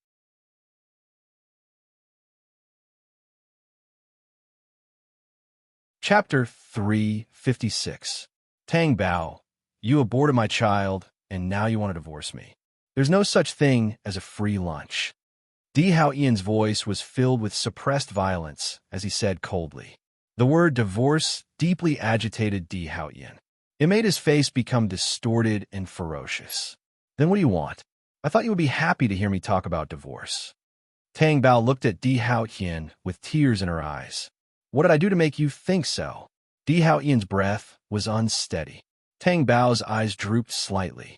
"Everything you've done makes me think so. Then it's natural for you to abort the child." Di Hao Ian roared and directly reached out to grab Tang Bao's face. Tang Bao's face was squeezed until it was deformed in his palm. Di Hao Ian's angry breath blew on her face. "Or do you want to divorce me and find someone else?" Tang Bao opened her mouth. In fact, she wanted to tell Di Hao Ian with certainty that yes, she wanted to find another man. These words kept lingering in her heart, as if she could say them at any time. "Before you answer, you'd better think about the consequences. Your company, your friends, I will definitely not leave a single one of them alive." Di Hao Ian said ruthlessly and ferociously. Tang Bao's tears rolled down directly and dripped onto Di Hao Ian's fingers, flowing down along the gaps of his fingers. It was so hot that Di Hao Ian's heart tightened. It was unbearable. His fingers suddenly released Tang Bao and did not look at her anymore. "You just stay here." After saying that, Di Hao Ian turned and left the room. His footsteps hit the ground heavily, as if they were hitting Tang Bao's heart. It made her cry even more uncomfortably. She did not know how long she stood there crying. It was not until she felt cold that she came back to her senses and closed the door. She walked to the window and looked out at the courtyard. Di Hao Ian had already left. Tang Bao raised his eyes and looked at the sky. He could not hold back the tears in his eyes, and they rolled down his cheeks. His cell phone rang. The phone that she had stomped on hadn't died yet. The sound was especially crisp. Tang Bao could not tell who was calling, so he answered the call directly. "Hello, what's wrong with your voice?" Di Junbai asked. "I'm fine. Maybe I just caught a cold." Tang Bao did not mention that his throat was like this because he had cried. "Why are you so careless? Have you seen the doctor and taken medicine?" Di Junbai asked anxiously. His words were full of worry. Tang Bao felt that there was a reason why Di Hao Ian thought that she would like Di Junbai and run away with Di Junbai. Which girl wouldn't like such a war man?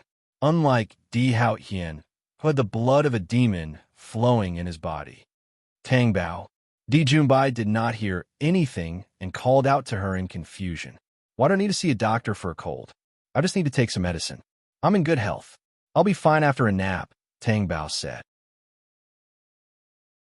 Are you sure you're okay? Do you want me to go and see you now? No need. No need. I'm going to sleep. Tang Bao did not want to interact with Di Junbai anymore. If Di Junbai came to the Tang family again, she did not know what crazy things Di Haoyan would do again. It would definitely be worse than last night. Okay then, why are you looking for me? Tang Bao asked. My brother came to see me today. Tang Bao was stunned. What did he say? He must have known that I went to the Tang family. He asked me why I went to see you, so I told him the truth. I also asked him why he did that, but I really couldn't figure it out. Did he go to see you? Di Junbai asked. He did. Tang Bao finally understood why Di Haoyan suddenly explained to her that he was not the one who spread the photos online. He did not investigate it from the beginning because he was sure of it. What was the use of knowing now? So it was no longer important whether Tang Bao would reply to him. What did he say? He said that he was not the one who spread the photos. Who spread it? I didn't ask. Di Junbai paused. She did not ask Tang Bao why she did not ask clearly. But thinking about it, Tang Bao cared about Di Haoyan's attitude, not the storm caused by a photo. I called you to tell you about this. Since the misunderstanding between you and my brother has been resolved, then let's reconcile. How can a husband and wife not quarrel? Let bygones be bygones, Di Junbai advised. Okay, I know. After hanging up the phone, Tang Bao went back to bed. The bed was close to the ground, and she fell asleep just like that. She just treated it as a bed on the floor. Tang Bao curled up under the blanket and thought about what Di Junbai said. Resolve the misunderstanding? Reconcile? Di Haoyan wanted to eat her up. If it was just about the photos, it would not be a big deal. The main thing was about the children. Di Haoyan cared about the children, so one could imagine his anger. Why did Tang Bao talk about divorce? That was because she knew very well that Di Haoyan would not forgive her because of the children. She would not tell the truth. So how could they reconcile under such circumstances? But she could not see through Di Haoyan's thoughts. They were unpredictable and unpredictable. She was angry, but she would not let go. Tang Bao really felt that some things could not be said carelessly. Even lying could not be allowed. Yesterday, she lied to Di Junbai on the phone that she had caught a cold. When he woke up the next morning, Tang Bao caught a cold. Achoo, achoo, achoo. The maid stood outside the bathroom and looked in. Miss Tang, are you okay? I'm fine, just a little cold. Tang Bao leaned in front of the sink and sneezed. She was seeing stars and feeling dizzy. Her small nose was red. Her eyes were filled with tears. She looked cute and pitiful. Then take some medicine. Is there any medicine at home? Tang Bao asked. I don't think so. Tang Bao thought. If there was no medicine, what did you say? I'll buy some for you when I go to the company. Sigh. Tang Bao slapped his forehead as his entire body shivered from the cold. The cold on her hand stimulated her body. She said that she would go to the company. Actually, she did not want to stay in the villa. She wanted to talk to Juan Malay, but she was in such a state. How could she take the car by herself? She thought about it and took out her phone to find the driver's number and asked him to come and take her to the company. However, when she saw the screen of her phone, she was a little confused. She could not see clearly. Tang Bao could only fumble around to find it. Is this it? I called the driver before. It should be this, right? Tang Bao asked with uncertainty. Then she dialed the number. At the castle, Di Haoyan was putting on his clothes in the cloakroom. He had just put on a well-tailored suit jacket when he heard the sound of his phone vibrating. Di Haoyan walked out of the cloakroom and went to the bed. He took the phone and was stunned when he saw the caller ID. His expression was a little tense. Why did she call? The phone in his hand was still vibrating. Finally, before the vibration stopped, Di Haoyan picked up the phone with a cold face and said in a calm and indifferent voice, "What's the matter?"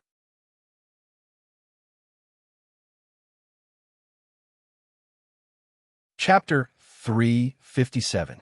He looked at his phone screen again, but he couldn't see anything. He hurriedly said, I had dialed the wrong number. After that, he immediately ended the call without waiting for the other party's response. After the call ended, Tang Bao took a deep breath. Why did he call Di Haoyan's phone? Tang Bao was so depressed. He wanted to scold himself. He could have called anyone else, but he had to call Di Haoyan's phone. There was nothing more unlucky than this. Tang Bao continued to call. This time, he still didn't call the driver's phone. Instead, he called Juan Malay. Malay, yes, it's me. Is there a need to be so surprised? Juan Malay asked, puzzled. It's fine if it's you. Call the driver and ask him to come and pick me up, Tang Bao said. You didn't call him? Yes, but my phone screen was smashed. I can't see the words at all. Okay, I'll tell him. In the castle, Lien and Zhongli didn't understand why Di Haoyan's face was so cold when he came downstairs. The winter outside wasn't as cold as the castle. Who had provoked him? Brother Haoyan, you're up? Zhongli and I made breakfast today according to Brother Haoyan's taste. Lan Wanru walked over and said happily. Di Haoyan looked ahead and asked, how many days have you lived here? 3 days. Brother Haoyan, what's wrong? Lan Wanru restrained the joy on his face and asked nervously. Ask the driver to send you back. In the future, you don't have to come to the castle without my permission. After Di Haoyan finished speaking, he didn't eat breakfast. He just left. Lan Wanru's face suddenly turned pale. Tang Bao walked out of the door. The driver was waiting. She didn't even carry her backpack properly. Instead, she threw it over her shoulder like a loafer. Actually, it was because she was sick. She didn't want to have to carry the child on her back, so she might as well just forget about it. When they got into the car, Tang Bao leaned against the back seat, his head drooping weakly. She suddenly felt that being sick had its benefits. At least he didn't have the energy to think about anything else. His worries were much lighter. As soon as Tang Bao entered the company, he felt warm inside. It was not because the villa was cold, but because she often forgot to turn on the heater. In addition, she was in a bad mood, so she simply felt cold. When they entered the office, Juan Malay was cleaning. Don't tell me you're only cleaning up after I'm here? Tang Bao glanced at her and asked, when do I not clean? Juan Malay glared at her. Then, he saw the cell phone that Tang Bao had thrown on the table. He could not help but pick it up. Oh my God, you're wasting your cell phone too much. Just how did he fall to end up like this?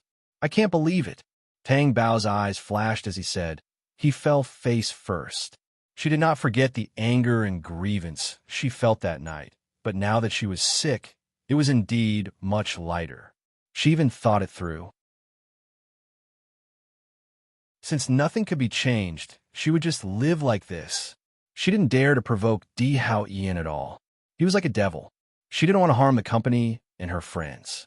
Di Haoyan was definitely capable of doing it. There were so many people who wanted to be friends with Di Haoyan, but they didn't know that the people he targeted were the most terrifying. Achoo! Tang Bao sneezed without hiding it. What's wrong with you? Your nose is still red, Juan Malay asked. I caught a cold. Have you taken medicine? I don't want to. How can you not take it? Endure it? Although you'll slowly get better if you endure it, it's still uncomfortable to endure it. I don't have anything else to do in the company today. I just want to drink as much water as I can. I want to get rid of all the germs in the day. Tang Bao leaned on the sofa and sniffed. Juan Malay thought, you're talking as if you had other things to do in the company before. I'll help you pour it. No need. Tang Bao stood up to get his cup. Do what you need to do. Don't worry about me. After saying that, he took out a tissue and wiped his nose hard. Juan Malay looked at him in disgust. Damn, you don't even know how to control yourself. Tang Bao held the cup and walked to the pantry. He poured himself a cup of water and sat on the chair lazily.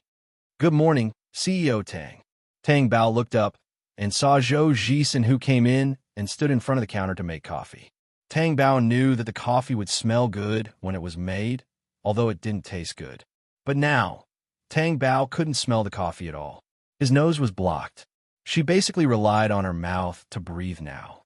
CEO Tang, have you caught a cold? Zhou Jisen looked at Tang Bao and asked. You can tell. Tang Bao asked. Your eyes are watery, your nose is red, and your eyes are weak. As soon as Zhou Jisen finished speaking, Tang Bao sneezed. Have you taken your medicine? Tang Bao pointed at the cup. Medicine is 30% poisonous. It's healthier to drink water to kill bacteria. Is it because CEO Tang doesn't want to take medicine? Zhou Jisen asked. Are all lawyers so annoying? Why are you telling the truth? Tang Bao glared at him. I'm Vice President Zhou now. Being a lawyer is just a side job.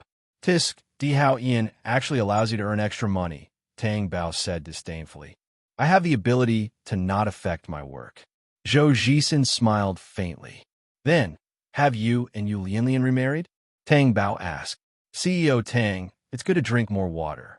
I'll go back to work. Zhou Jisen left with the coffee. Tang Bao snorted again. It's not a big deal. Is there a need to hide it from me? If I don't say it now, I'll continue to ask you the next time I see you. During lunch, Tang Bao sat opposite Wan Malay. The Wamilais were eaten with relish. Tang Bao, on the other hand, had no appetite at all. His eyes were still a little dull. He asked, is it that good? You'll know when you eat, Wan Malay said. Tang Bao picked up a piece of meat and stuffed it into his mouth. After chewing and swallowing it, he didn't know what it tasted like. Not only did his nose fail, but his taste buds also failed. Tang Bao took out a piece of tissue and blew his nose hard. Wan Malay was so disgusted that he couldn't swallow the food in his mouth. I say, are you deliberately not letting me eat properly? I have a cold. Please understand. Wan Malay kept his head down and ate quickly. He wanted to finish before Tang Bao blew his nose again. Tang Bao blowing his nose was too earth-shattering. Tang Bao couldn't taste it, but he could not eat it. He stuffed all the meat into his stomach, ate 2 mouthfuls of rice, and drank 2 mouthfuls of soup. No, I have to go to the toilet. Tang Bao had too many things to do. I'm eating, Wan Malay reminded him. Is it my fault? I drank too much water. That's strange. I went to the toilet so many times in the morning. Why don't I feel better? Tang Bao said doubtfully as he stood up and left. Wan Malay. Tang Bao returned to his office after using the toilet. He picked up his cup and went to the pantry to get some water. She didn't believe it.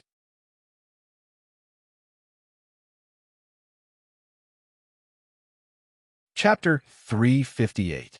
She drank almost 3 cups of water in the pantry and went to the toilet 3 times. Finally, she poured a cup of water and carried it back to the office. She took off her shoes and squatted on the sofa. If the sofa was in a corner, she would look even more pitiful. Tang Bao felt a little sleepy. She looked up and saw the closed door of the lounge. Di Hao Ian told her to rest. Looking at it now made her lost in thought. She also thought of Di Hao Ian. When she thought of Di Hao Ian, her heart kept contracting in pain. Tang Bao simply closed her eyes. F***, what are you doing? Wan Malay saw Tang Bao squatting barefoot on the sofa as soon as she entered the office.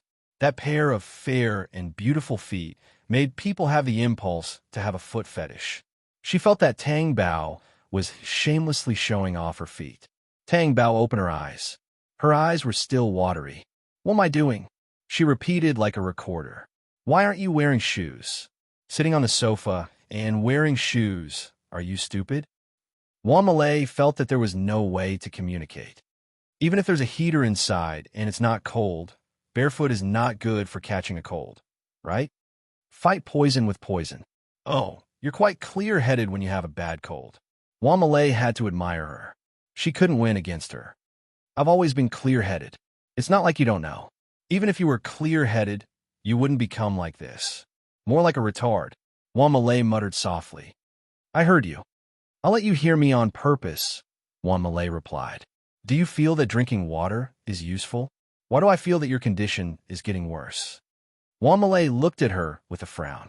This is a good thing. A good thing? Too much is bound to decline, Tang Bao replied lazily. You're always right. Just wait and see. When I get off work, I'll definitely be much better than now.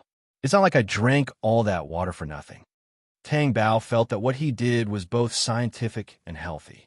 Wan Malay was still a little worried. Was there something wrong with the way he spoke? Therefore, he stepped forward and touched Tang Bao's forehead before touching his own. Fortunately, you don't have a fever. All right, it doesn't matter if you don't have a fever, just endure it. But you can go to the lounge and sleep on the bed. It's more comfortable this way. You could do whatever you want. I'll stay away from you so that I won't be infected by you. Tang Bao watched as Wan Malay opened the office door and left. She despised him in her heart. Do you have any culture at all? I just caught a cold, not a viral one. Wang Malay didn't care if she had a virus or not. If she was sick, she had to take medicine. Therefore, she went out of the office not to avoid the Tang Bao for fear of infection, but to buy medicine for her. She felt uncomfortable just looking at him. She did not believe that the Tang Bao would not feel uncomfortable. Wang Malay prepared to go to the toilet, first to buy medicine for her. When she walked out of the toilet and walked towards the corridor of the elevator, a black figure seemed to flash in front of her. Wang Malay was stunned. Was she seeing things? She couldn't have been infected by the Tang Bao so quickly, right? She quickly ran over, but only saw an employee waiting by the elevator and about to get into it. Wang Malay stepped forward and pulled her back. Assistant Wang, what's the matter? Who came just now? The employee immediately put on an amorous expression. You saw it? Why would I ask you if I saw it? The young master came. Where did he go? What do you think? Of course, he went to President Tang's office. The employee smiled embarrassedly. Wang Malay was a little confused. Wasn't it bad to have two people? Why did the young master come here? Could it be because he heard that the Tang Bao was sick? Wang Malay thought again. If the young master came, then there was no need for her to buy cold medicine, right? She deeply felt that the Tang Bao's cold came at a good time. It would be best if the cold lasted until the two of them made up. Tang Bao was holding a cup and squatting on the sofa with his eyes closed to rest when he heard the sound of someone walking in. The sound was very soft and a little abnormal. However, the sick Tang Bao's reaction was slower. He thought that the person who came in was Wang Malay. He opened his eyes and said, "Didn't you say that you were afraid of being infected by me? You still?" When he saw the person who came in, his words stopped abruptly. After the shock on his face, he immediately suppressed his nervousness and said coldly, "What are you doing here? You didn't make the call?" Di Haoyan looked at her expressionlessly. "I also said that I made a mistake. I didn't hear it." Tang Bao lowered his gaze. "Then you heard it now." Di Haoyan looked at Tang Bao's attitude. An inexplicable anger was about to rise in his heart, and the aura around him became even colder and more inhumane. However, when he saw Tang Bao's current state, he stared at her expressionlessly with his dark eyes and asked, "Are you not feeling well? It's just a cold. If you want to see me make a fool of myself, I'm sorry to disappoint you," Tang Bao said indifferently. As soon as she finished speaking, her jaw was roughly pinched. "Ah!" Tang Bao was shocked and groaned because of the pain in her jaw. Usually, she could not break free from Di Haoyan's grip, let alone now when she was sick and weak. She glared at Di Haoyan with tears and anger in her eyes. "I'm not here to see you make a fool of yourself." "You?" Tang Bao sniffed, and the tears in her eyes became more abundant. Di Haoyan looked at her and felt as if his heart was stabbed. His hand that was pinching his jaw also froze. Just when Di Haoyan's heart softened because of Tang Bao's discomfort, "Achoo!" Tang Bao sneezed. She felt much better after sneezing. It was so uncomfortable just now. She sniffed and looked at Di Haoyan, who was close to her and had a frighteningly dark face. Why did he look like he wanted to eat her alive? In the blink of an eye, she saw that there were drops of water stains on the cuffs of Di Haoyan's suit. Her mind went blank. At such a close distance, if she sneezed, it would not only stain the suit, but also his face, right? Tang Bao looked up and saw Di Haoyan's extremely cold face. She quickly said in a panic, "You can't blame me. You were so close to me that I couldn't move, so I could only sneeze like that." Di Haoyan let go of her jaw fiercely and said in a deep voice, "Bring it in." Tang Bao was stunned. "Bring what in?" Then the office door was pushed open. Hiju walked in with something that looked like a bucket and placed it in front of Tang Bao. Hiju then went out. Tang Bao craned her head to take a look and found that it was a foot-soaking bucket. It was steaming hot and seemed to have ginger in it. What was the other one? Round and round, one by one. Ginger. What's the other one? Tang Bao asked. Pepper. What are you doing with this? Tang Bao looked up at the expressionless Di Haoyan. Put your feet in it.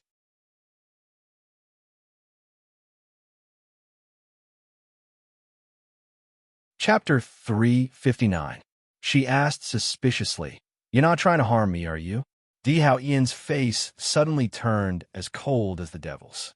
Do you want me to help you? One look at Tang Bao's expression, and she knew that he did not mean to help her. There was a strong sense of danger in his eyes, and he wanted her to be tactful and put her feet into the bucket. Even if there was poison in it, she couldn't resist Di Hao Ian's coercion. As soon as her feet entered the water, a warmth immediately wrapped around her feet, all the way to her calves. Then it spread along the small blood vessels and spread throughout her body. This reaction was much stronger than drinking plain water. Her hand was empty, and the cup was taken away. Tang Bao looked at Di Hao Ian, who put the cup on the coffee table and sat on the sofa opposite her. She pursed her lips and said, "It's really hard on you to let the young master soak my feet. It's okay. When you recover from your cold, I'll make you pay back 10 times. Di Hao Ian said expressionlessly. Tang Bao's beautiful brows furrowed. She knew very well what Di Hao Ian meant by payback, and the ruthlessness in it made Tang Bao shudder. 10 times? I'll follow the young master's instructions and soak my feet. So, the busy young master should go back to tea. You're not needed here, Tang Bao continued. Di Hao Ian looked at her coldly, without any expression on his face, but his black eyes were very sinister. Tang Bao was a little nervous. Her eyes flashed, and she shut her mouth. Tang Bao ignored her. Her body relaxed on the sofa, and her feet were also relaxed. The water inside didn't need to be afraid of being cold. It would automatically heat up. After about 15 minutes, Tang Bao felt sweat on her forehead. Not only that, but her whole body was sweating. Is it enough? Tang Bao asked Di Hao Ian, who had been staring at her. No. Di Hao Ian's thin lips opened. How long has it been? Isn't it enough? I'm sweating all over. Di Hao Ian didn't say anything, but his irresistible aura was very strong. Tang Bao was so angry that she gritted her teeth. He had no choice but to continue soaking. He was even wiping the sweat off his face with a tissue. He didn't know how long it would take. Even if Di Hao Ian didn't like her, he still couldn't change his habit of being domineering and controlling, especially when the two of them were sitting opposite each other. Di Hao Ian just stared at her. This made Tang Bao feel very awkward. His face was so red that flowers were about to appear on it. Tang Bao thought that what the eye did not see, the heart did not grieve over. He simply tilted his head and closed his eyes. If he wanted to look, he could look. Tang Bao did not expect that he could fall asleep just by closing his eyes. Juan Malay was chatting with the girl at the front desk while keeping an eye on the office door. Although the young master hated the Tang Bao because of the child, he still appeared when the Tang Bao was sick. He should be concerned about it, right? Juan Malay still hoped that the young master could let bygones be bygones and get along well with the Tang Bao. All right, she was a little overprotective. From a man's point of view, Tang Bao's behavior was unforgivable. However, Tang Bao had his reasons. Everything was caused by the young master's mother. What a sin. The office door opened, and Di Hao Ian walked out with a deep aura. The unfathomable expression on his face made it impossible to see any emotions. When he passed by Juan Malay, Di Hao Ian looked over. Juan Malay felt as if she had been stabbed by a sharp weapon. It was so cold that her entire body trembled. She was so scared that she quickly lowered her head. It wasn't until she heard the sound of the elevator door closing that she raised her head and took a deep breath. That gaze made Juan Malay feel that she almost died. It was too scary. Thinking of what Tang Bao told her, that the young master thought that she was the one who gave him the medicine, Juan Malay was terrified. When Tang Bao woke up, he was already on the bed in the lounge. The time on the bedside table was past 3 in the afternoon. She had slept for more than 2 hours. However, she remembered that she was soaking her feet. How did she fall asleep and even run to the bed to sleep? Thinking of who might have carried her back to the lounge, Tang Bao's expression changed. She really couldn't understand Di Hao Ian's behavior. Thinking of what Di Hao Ian had said, Tang Bao's heart was filled with an unknown anger. She lifted the blanket and was about to get out of bed. Her body suddenly froze. Why did she feel that her cold had improved a lot? Tang Bao sniffed. She could breathe now? Although it wasn't completely cleared, she could breathe now. After taking 2 more steps, he no longer felt as lifeless and listless as before. Her head wasn't so dizzy anymore. Was this the credit of drinking water or soaking her feet? However, no matter which credit it was, Tang Bao didn't want to admit that it was Di Haoyan's credit. So what if it was his credit? Wasn't he just waiting for her to recover so that he could do that to her? Opening the door of the lounge, she saw Juan Malay squatting there and studying the foot-soaking bucket. "What are you doing?" "I said that I would buy a foot-soaking bucket for my parents during the new year. It's this kind of fully automatic massage. What did you feel? Let me ask you, who has experienced it before?" Juan Malay turned and asked. Tang Bao wanted to say that he didn't feel anything. However, Juan Malay wanted to buy it to show filial piety to his parents. He definitely wanted to buy a good one to make the elderly comfortable. So he nodded. "It's pretty good. I wonder if the one young master bought is very expensive? I have to go to the mall to see if there are any such ones." Juan Malay stood up and looked at Tang Bao. "Are you better from your cold?" "Better. Your nose isn't red anymore, and your complexion is much better than at noon. Did you soak your feet?" "That's amazing." Tang Bao didn't want to admit it, but to Juan Malay, who wanted to buy a foot-soaking bucket, he still said, "There's ginger and pepper in the water." "I don't know either. Maybe it's from drinking water. This must be the effect of soaking your feet. Ginger dispels cold and dampness, and pepper detoxifies." Juan Malay thought of something. He walked over and sat down beside Tang Bao.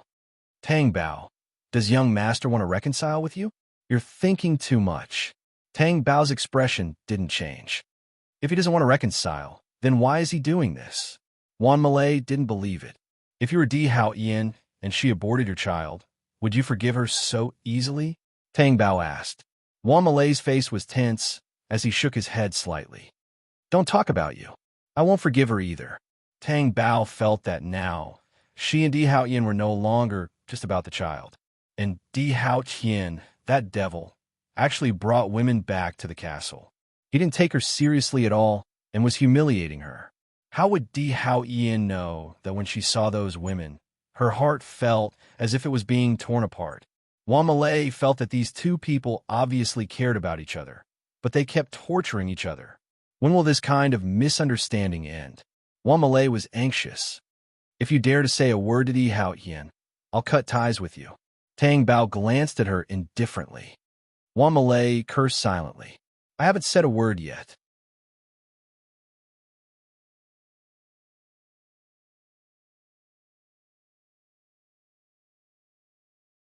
How is Tang Bao worthy of Di Haoyan's exclusive love? Don't you like Haoyan very much? Since you like him, then fight for him at all costs, no matter the means. When Haoyan and Tang Bao reconcile, you won't have this chance anymore. "Thank you for your advice, Auntie. I know what to do now." Li Yuhuai smiled in relief. "Auntie knows that you're smart, and I believe in your ability. You must seize the opportunity that belongs to you." Lan Wanra nodded. However, she didn't feel so relaxed. That was Di Haoyan, not anyone else. If it were anyone else, she wouldn't care about the consequences. On one hand, she wanted to drive a wedge between them, and, on the other hand, she wanted to make Di Haoyan feel that she was innocent. Otherwise, wouldn't Di Haoyan ignore her even more? Just like Xiao Rue in the past. She didn't want to become the second Xiao Rue. From young to old, Lan Wanra knew very well how extreme Di Haoyan's heartlessness was. How terrifying. However, she also knew very well that this was her chance to get close to Di Haoyan. If she succeeded, then Tang Bao would be ignored by Di Haoyan for a long time, and then they would get a divorce. In the study, "Dad, are you looking for me? Is it about the company?" Di Junbai asked. "Wanru is back. Did you see her?" "Yes. If I'm not wrong, you also like Tang Bao, right?" Di Junbai didn't say anything. His gaze fell slightly. However, silence was tacit agreement. "Don't think that I don't know anything just because I don't ask. Also, I'm very satisfied with the photos on the internet." Wanru's mind is quite active when she went to the castle at this time. "How many days has she been back?" Di Lingyue was very dissatisfied. "Dad, what do you mean? Let Wanru marry Di Haoyan. If you like Tang Bao, you can also marry her." Di Lingwe made his words clearer. You want us to drive a wedge between them? Di Hao Ian is the best at using tricks. What we did was only 1/10 of what he did. What are you worried about? If anything happens, I'll take care of it. When I was imprisoned by him last time, you couldn't do anything too, right? Di Junbai didn't give Di Lingwe any face at all. Di Lingwe's old face was very ugly. I don't have the ability, and you want to do it for me? Di Junbai didn't say anything. He narrowed his eyes and looked a little gloomy. Di Lingwe was so angry that his chest was uneven. He calmed down and asked, Does Tang Bao like you? He used to like me, but I'm not sure now. Then what exactly do you think of Tang Bao? Di Lingwe asked anxiously. Di Junbai didn't answer this question. Instead, he said, You don't even want to ask who spread the photos on the internet last time? Di Lingwe was stunned. It was as if his sensitivity had suddenly decreased. Who spread it? It looks like the account belongs to Di Hao Ian, but Di Hao Ian wouldn't do such a thing. It's impossible for an outsider to spread the photos with such an encrypted account. Di Lingwe's face darkened. He paced back and forth, thinking. He thought of something and said, Yu Songhuan, I think other than her, no one else would know about Di Hao Ian's account. Also, one of the bodyguards in the bungalow was beaten half to death by Di Hao Ian's men.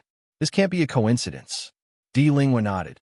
Yu Songhuan has always disliked Tang Bao as his daughter-in-law. A while ago, Wanru was called by Yu Songhuan to have a meal with Di Hao Ian. Her thoughts are very obvious. Actually, Wanru is also in a difficult position. Dad, you should be more understanding of her.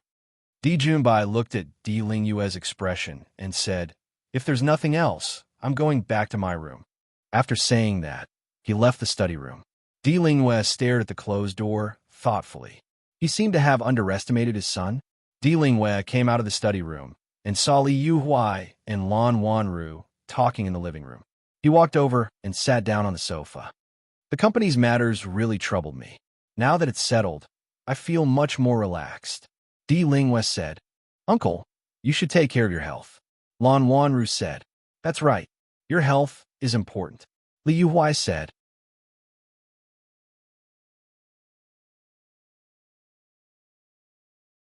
Chapter 361. Yeah, I was just talking to Wanru about what should I get for sister-in-law's birthday. Li Yuhuai said, I saw a jade Buddha statue some time ago. It's very transparent, and I'm going to buy it as a gift. That's good.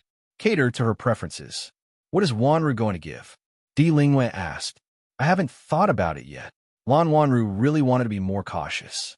Yu Songhuan doesn't lack good things. No matter what you want to give, you have to cater to her preferences and win her favor, Di Lingwe said.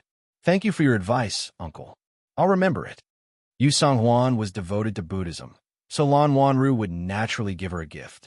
She wanted to go somewhere else to ask Yu Songhuan and Di Hao Ian for a protective talisman. Yu Songhuan was devoted to Buddhism, but Di Hao Ian was also her most important son. Seeing that she was thinking about Di Hao Ian even on such an occasion, Yu Songhuan would definitely be very satisfied with her. Of course, this was also a very good opportunity for her.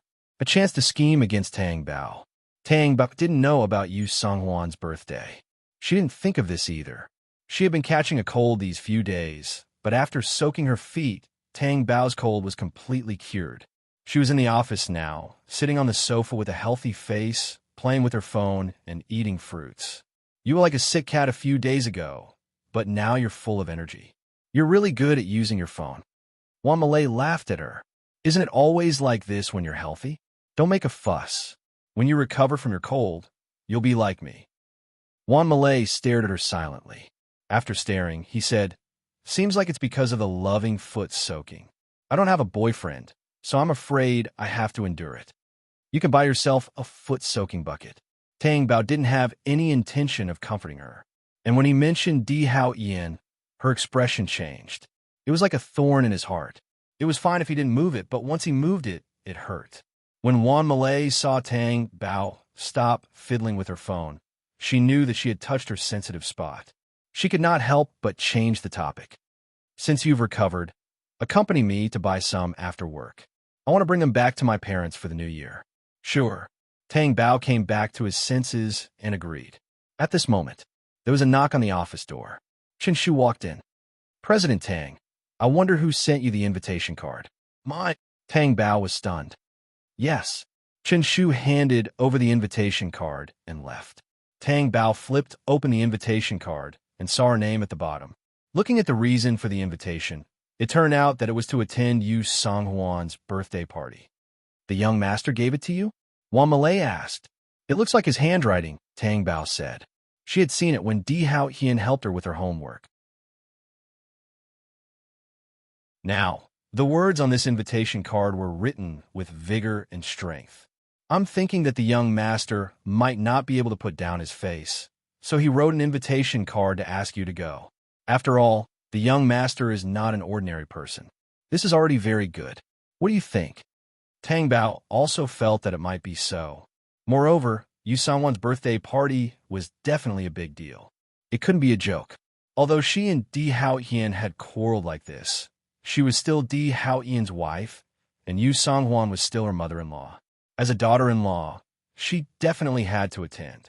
No matter what Di Haotian thought, this was a matter of self-restraint.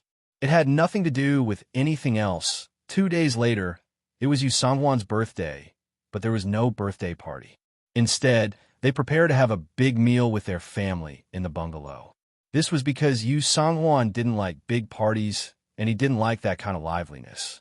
Lan Wanderer got out of the car with his family and looked at the bungalow in front of him with a scheming smile. Presumably, Tang Bao was going to the hotel with the invitation card at this time, right? That's right. She was the one who made the invitation card for Tang Bao. It was to let her have some self-awareness. So what if she was the daughter-in-law of the Di family? She wasn't even qualified to attend Yu Sanghuan's birthday. At this moment, Tang Bao was wearing a decent dress and went to the hotel according to the address on the invitation card. However, after entering, she didn't find the place where the banquet was held. I'm sorry, may I ask if the banquet held here hasn't started? Tang Bao asked a passing waiter. The waiter was stunned and said, No, our hotel didn't receive an invitation to hold a banquet today. No, how could that be? Look at my invitation card. Is it yours? Tang Bao showed the invitation card to the waiter. The waiter looked at it and said, It's ours, but we didn't hold a banquet today. The waiter was afraid that he had made a mistake, so he pulled over a colleague who was passing by and asked about the situation. The other colleague also said that the hotel hadn't received an invitation to hold a banquet recently. The waiter asked Tang Bao, Could it be that the address is wrong? It's possible. Thank you. Tang Bao thanked him and turned to leave. She walked to a place not far from the hotel and looked at the invitation card in her hand. If she still didn't understand now, she would be too stupid. Was it fun to insult her like this? Tang Bao directly tore the invitation card. When the wind blew, small pieces flew all over the ground. At the same time, it was broken like her heart. Di Haotian, was this your idea? Or was it Yu Sanghuan's idea? Why did you do this? Tang Bao couldn't stand this grievance, and tears fell. Her meticulous dressing was like a joke. In the bungalow, she was sitting in the living room with the Di family. Di Haotian had already looked at the watch on his wrist twice. His expression was indifferent as he suppressed the irritation in his heart. Why do you keep looking at the time? Are you hungry? Yu Sanghuan pretended not to know and asked, Why don't we eat in advance? We're all family anyway. Lan Wanru also said, Yes, Brother Haotian, don't starve. There's no need to eat in advance. After Di Haotian finished speaking, he stood up and left the living room. He walked outside. He juiced it outside. Young master, go and pick her up. Yes. After Tang Bao returned to the office, her face was very pale. It looked like she had a cold again. Wang Malay looked at Tang Bao, who walked in a daze, and asked, What's wrong with you? Why are you back so soon? She wasn't ready to eat yet. The banquet couldn't have ended so quickly. There was no birthday banquet at all. I was deceived. Tang Bao's eyes were red. What? Wang Malay couldn't believe it. How could the young master do this? Is there anything he won't do? Tang Bao asked angrily. He would even bring a woman back to the castle. What's this? What did you say? He brought a woman back to the castle? F***CK. Does he still want to get over it? Malay was so agitated that she almost jumped up. Tang Bao pursed her lips and sat down on the sofa dejectedly. She covered her face with both hands and said in a low voice, "Malay, can Di Hao Hien and I go back to the past? Everything has changed." Malay knew that if Tang Bao wasn't so agitated, she wouldn't have said that Di Hao Hien brought a woman back to the castle.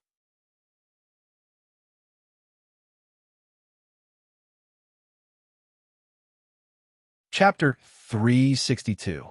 But she didn't want Tang Bao to be so upset. Maybe there's a misunderstanding. I saw it with my own eyes. And Lan Wanru is living in the castle now. Believe it or not, Lan Wanru will definitely be there for Yu Songhuan's birthday party. So, I'm unnecessary. But why would he use such an invitation card to deceive me? I hate Di Haoyan. He's a heinous bastard.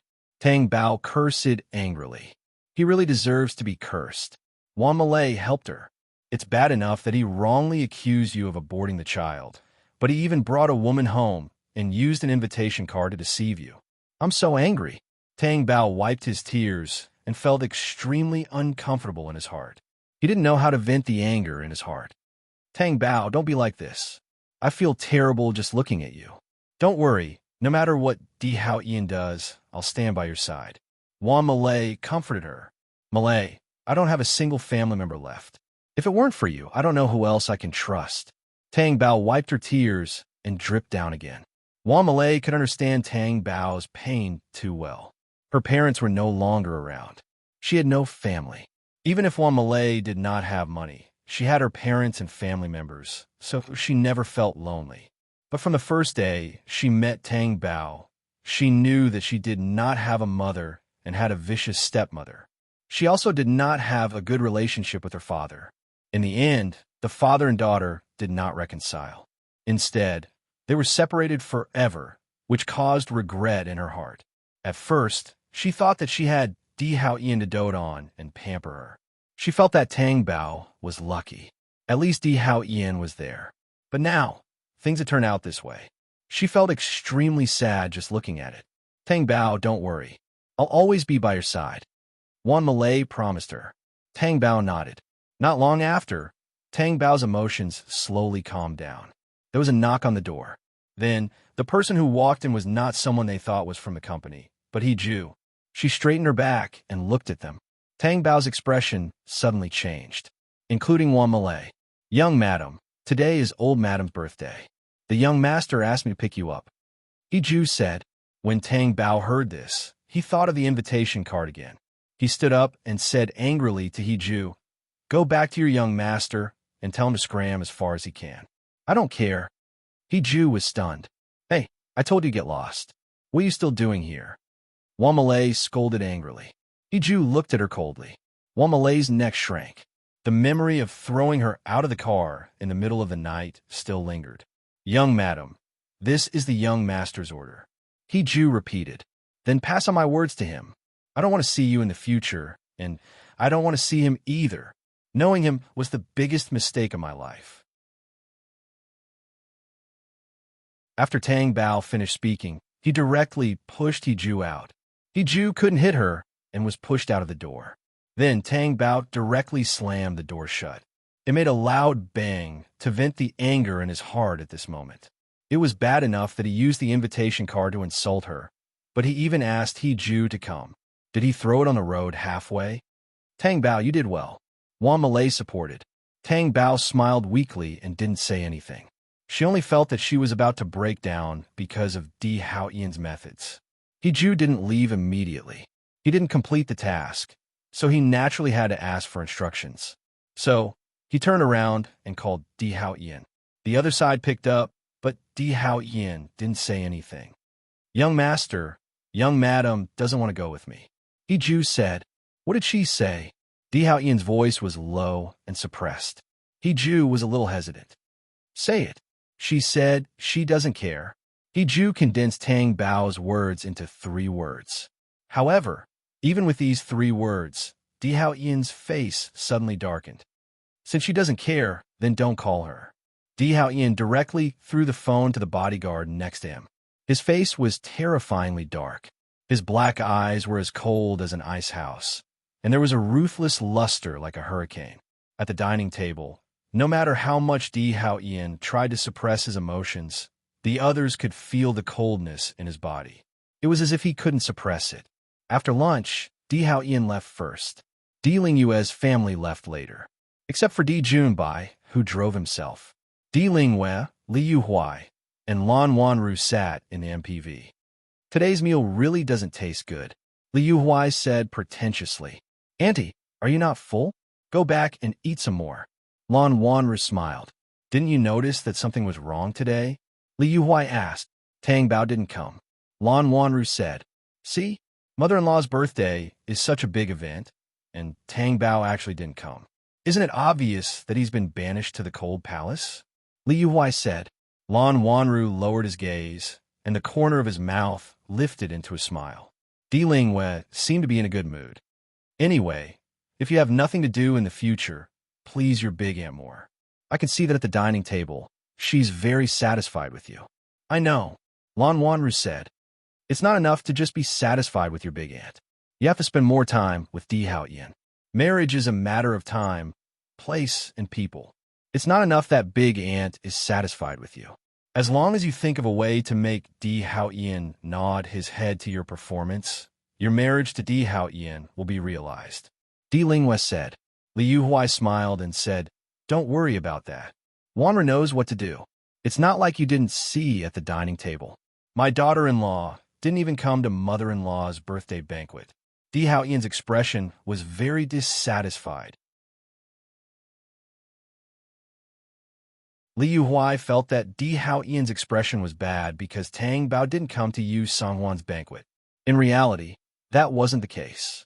Di Hao Ian cared about Tang Bao's resistance, and he didn't want to get close to her. In the dim private room, Di Hao Ian drank a little too much, and he drank bottle after bottle of hard liquor. If it was someone else, they would have been drunk to death by such strong liquor. However, Di Hao Ian felt that he couldn't get drunk no matter how much he drank. The more he drank, the clearer the slender figure in his mind. He couldn't shake her off no matter how hard he tried. It made him flip the heavy coffee table in anger, and even the wine bottles and glasses were all overturned. It was a mess on the ground. No one dared to go in. Tang Bao finished showering, dried her hair, and walked out of the bathroom. She realized that the curtains weren't closed yet. The moonlight shone in. I wonder if it will snow this winter? Tang Bao walked over and was about to close the curtains when she suddenly saw the car parked under the street lamp below. The danger lurking in the dark. Tang Bao couldn't be more familiar with it. She just didn't understand why Di Hao Ian's car was here. Di Hao Ian was here? Tang Bao thought of something after being stunned for a while. She turned around and was about to lock the door. However, she hurriedly ran over. Before she could lock the door, it was pushed open from the outside.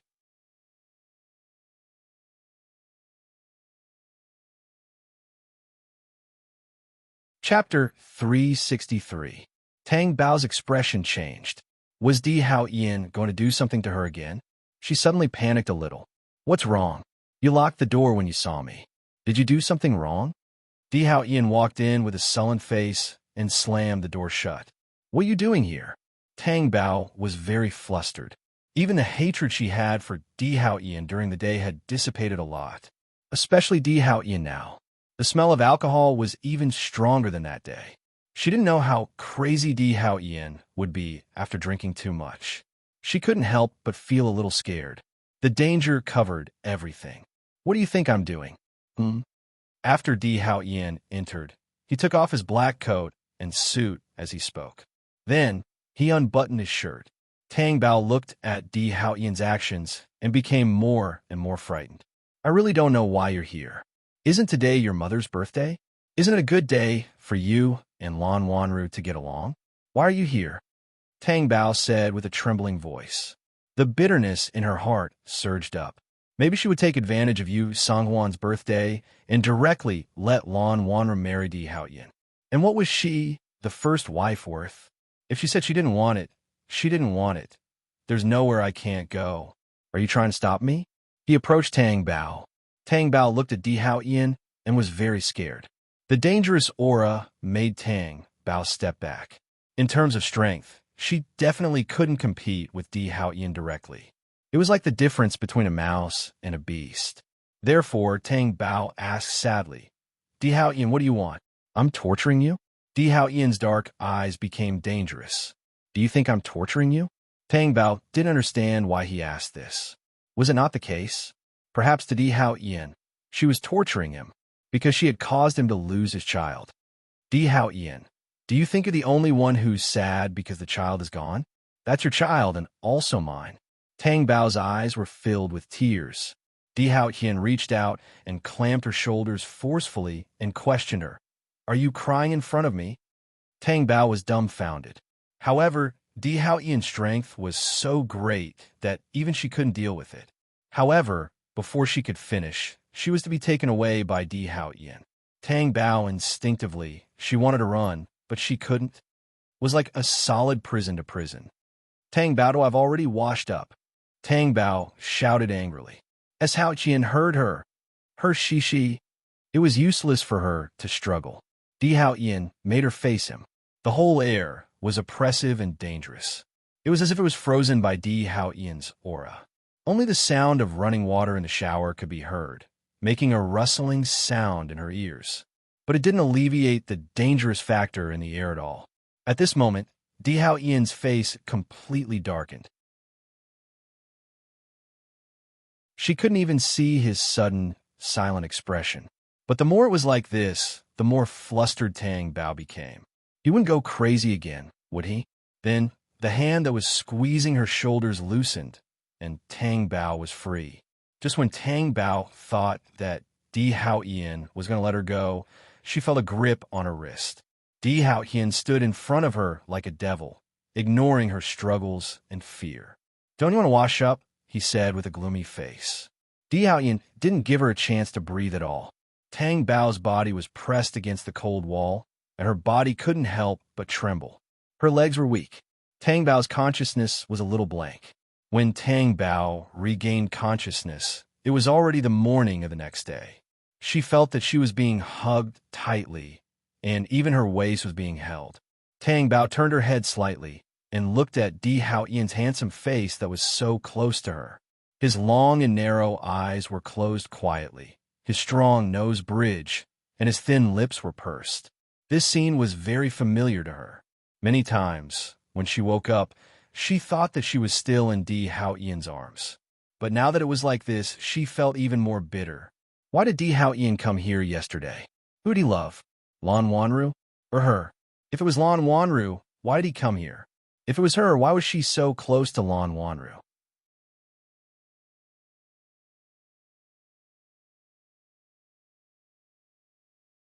Chapter 364. Tang Bao was stunned and could not help but lower his gaze. Di Haoyan was originally hugging Tang Bao sideways. After waking up, he turned over and got up silently. He got up decisively and put on his clothes. After putting on his clothes, his face was cold from the beginning to the end. Di Haoyan turned around and looked coldly at Tang Bao, who was sitting on the bed. He said, I was drunk last night. After saying that, he left. Tang Bao looked at the door that he closed casually. His eyes were filled with tears of pain. Because he was drunk, he did not know who was on the bed. But you were drunk, and I was not drunk. Tang Bao lowered his head and looked at the bed under him. It was hard for Di Haoyan to sleep on such a shabby bed for a night. When he woke up, he must have been as disappointed as when he saw her on the bed. Tang Bao walked into the bathroom and saw himself in the mirror. He wanted to cry, but had no tears. If Wan Malay saw this, he would find it strange, right? Di Haoyan was so heartless to her. How could he still treat her like this? Being touched by Di Haoyan, who was drunk and had bad eyesight, she did not know if she should pity her. In the end, Tang Bao found a turtleneck sweater that he used to keep at home. After arriving at the company, Wan Malay saw Tang Bao coming in and asked, Why are you wearing a turtleneck sweater? Is there a problem? Tang Bao adjusted his collar a little guiltily. He was afraid of being seen. Of course there's a problem. You didn't wear turtlenecks in the past. You said that turtlenecks were uncomfortable. Besides, you stayed in the office with the heater on. Won't you feel hot later? Wan Malay asked. I didn't like it before, but it doesn't mean that I don't like it now. Besides, I just recovered from a cold. I'm afraid that it will relapse, so I need to consolidate it. Nonsense. Wan Malay would be a fool to believe her, but he could not think of anything else. He just assumed that Tang Bao had suddenly gone crazy. By the way, can you accompany me to buy a bucket for soaking my feet in the afternoon? Wan Malay asked. Sure. Tang Bao was in a bad mood yesterday, so the two of them did not think of buying it. He would definitely accompany her today. Okay, since you accompanied me to buy a foot-soaking bucket, I'll treat you to lunch. A feast? All right, whatever you say, Wan Malay said generously. At noon, the two of them went to the shopping mall to look at the foot-soaking buckets after lunch. She looked at several brands, but none of them were the ones that Di Hao Ian brought to his office. Because it was almost the new year, the shopping mall was filled with a festive atmosphere. Wan Malay looked at Tang Bao, who did not react. He wondered if Di Hao Ian would reconcile with Tang Bao during the new year. Looking at the situation now, it was really worrying. If the two of them were not good at that time, wouldn't he be alone during the Lunar New Year in the Tang Bao? No. If the two of them were still like this, she would bring Tang Bao back to her house for the new year. Anyway, her parents liked Tang Bao very much. They always asked Tang Bao why he went to her house to play when he was studying and why he did not go now. Why are you looking at me? Looking at the bucket, Tang Bao asked. I'm thinking. Do you want to change your phone? Change what? Just use it like this. There are not many people on it anyway. He was the boss of a company, but his phone was quiet as if it was broken. It was really one in a million. Wan Malay did not dare to mention the new year, afraid that Tang Bao would be sad now. Just thinking about it made her hate Di Hao Ian.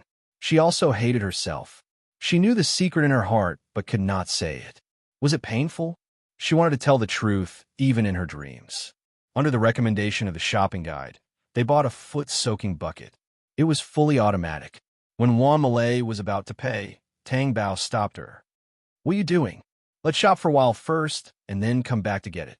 Tang Bao turned and asked the shopping guide, Can we? Help us carry it first. We'll come back to get it after we're done shopping. Okay. Wan Malay thought about it and agreed. It was really tiring to carry such a heavy thing while shopping. The two of them went to buy drinks as if they were not full. They drank while shopping, looking at clothes and gold and silver jewelry that girls liked. Oh, I drank too much. I need to go to the toilet, Tang Bao said. You just drank a few mouthfuls, and you want to go to the toilet. Wait for me in this shop. I'll be back soon. Help me hold this. Tang Bao put the drink in her hand. Wan Malay was holding 2 bottles of drinks in her hand. She could not follow him to the toilet. She could only stroll in the clothing shop and wait. Tang Bao, of course, did not go to the toilet. Instead, he ran to the place where he bought the foot-soaking bucket and paid for it. She just paid for it. She would come back to get the foot-soaking bucket after shopping. After paying, she went to find Wan Malay. Oh, who's this? What a coincidence. Tang Bao was stunned. He looked indifferently at Lan Wanru, who was walking towards him. You're shopping too? What a coincidence. Brother Hao Hian is also here to accompany me shopping, Lan Wanru said shyly. Tang Bao was stunned for a moment and looked away. Don't look. Brother Hao Ian went to the toilet. He'll be back soon. When you see him, don't be too sad, Lan Wanru said proudly. Seducing a married man. You seem to be very proud as a third party? Tang Bao suppressed the bitterness in his heart and asked. Lan Wanru's expression changed. He said unwillingly, Who's the third party? How long have I known Brother Hao Ian? How long have you known him? You're the third party who ruined other people's relationship. Also, did you go to the birthday party yesterday? You didn't even go. How can you call the D family's daughter-in-law Brother Hao Ian's wife? You're just there for show. Do you really think that Brother Hao Ian will take you seriously? He's played with you enough. There's no novelty anymore. Tang Bao raised his hand and slapped him. Following a loud and clear sound, Lan Wanru cried out in pain. He covered his face and asked in disbelief, You dare to hit me? Tang Bao sneered, Don't talk about hitting you. I'll even hit Di Hao Ian. Who do you think you are? I don't even know that third parties are calculated by how long they've known each other. Let me tell you, even if Di Hao Ian doesn't have feelings for me, I won't agree to a divorce. I'll always be his wife. Is there any meaning in hogging a man who doesn't love you? Lan Wanru asked sarcastically. Why not? At least he can't marry you. You? Lan Wanru was so angry that his face turned white. Wan Malay, who had been waiting for a long time, pushed through the crowd and saw Lan Wanru. He knew what was going on. Why is this sickly person here? Wan Malay asked. Lan Wanru was the most angry when people called him a sickly person. He was so angry that he trembled. Who are you calling a sickly person? I'm talking about you. What's wrong? Wan Malay pulled Tang Bao over. Let's go. If you quarrel with a sickly person, others will think that you're bullying the weak. Then, Tang Bao was pulled away by Wan Malay. Lan Wanru, who was left behind, was so angry that he wanted to vomit blood.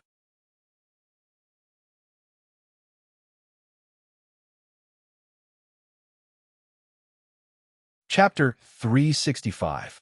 Tang Bao and Wan Malay weren't in the mood to shop anymore. Most importantly, there were people in the mall that Tang Bao didn't want to see. So, they took the foot-soaking bucket and left them all. Tang Bao was silent along the way. I'll give you the money when we get back to the office, Wan Malay said. Take it as my filial piety to your parents, Tang Bao said. If I knew that you went to the washroom to pay, I definitely wouldn't have let you go. I don't have parents. Just take it as giving me a chance, Tang Bao said. Wan Malay looked at Tang Bao's expression and asked, Tang Bao, did you suffer a loss? She looked at Tang Bao from head to toe. Other than a change in her mood, there were no other signs of injury. Do you think Di Hao Ian is shopping with Lan Wanru? Tang Bao looked ahead and asked, What, young master? Wan Malay wanted to turn around, but she had already walked out of the mall and couldn't see anything. I didn't see young master just now. Lan Wanru said that Di Hao Ian was in the washroom, and then she happened to bump into me. Wan Malay looked at Tang Bao's expressionless face and knew that her heart must be hurting. You believe Lan Wanru's words? I think she's just bragging. Tang Bao didn't say anything. It wasn't that she wanted to believe Lan Wanru. It was that she didn't believe Di Hao Ian. The coldness that came out of her bed today was still fresh in her memory. It was as if the person on the bed was her and not Lan Wanru. She disappointed him. Di Hao Ian, if you protected me a little, I wouldn't be so sad. But I don't dare to have any more extravagant hopes. Wan Malay asked if she had suffered a loss. In the eyes of others, she had won. In fact, she had lost completely. Wanru, what happened? When Li Yuhuai rushed over, the crowd had just dispersed. I just went to the washroom. When I came back, I couldn't find you. What are you doing here? What happened to your face? Li Yuhuai saw that one side of Lan Wanru's face was pale, while the other side was obviously red. Lan Wanru's tears fell as he said, I bumped into Tang Bao. We barely exchanged a few words before she attacked me. What? Wasn't she a little too bold? How dare he attack you? Lan Wanru wiped his tears and said, Maybe it's because of brother Hao Ian. Tell me, why did Hao Ian marry such a narrow-minded person? I can't even compare to you. Don't worry, Annie will help you settle this matter. Li Yuhuai's decision was to go straight to the bungalow to complain. Sister-in-law, tell me, this is too much of a bully. How can there be such an arrogant girl? She has no upbringing at all. When I found Wanru, she was crying. If I didn't force her, she wouldn't have said anything. What's the use of not saying anything? My heart aches when I see such a big bite mark on her face. Li Yuhuai sighed. Yu Songhuan didn't like Li Yuhuai's style, but she didn't expect that Tang Bao still wouldn't let go. Is Wanru okay now? Her mood has stabilized. Her body is fine. It's strange, but ever since she interacted more with Hao Ian, her body has become much better. She must be treating her illness. Li Yuhuai smiled. Yu Songhuan didn't say anything.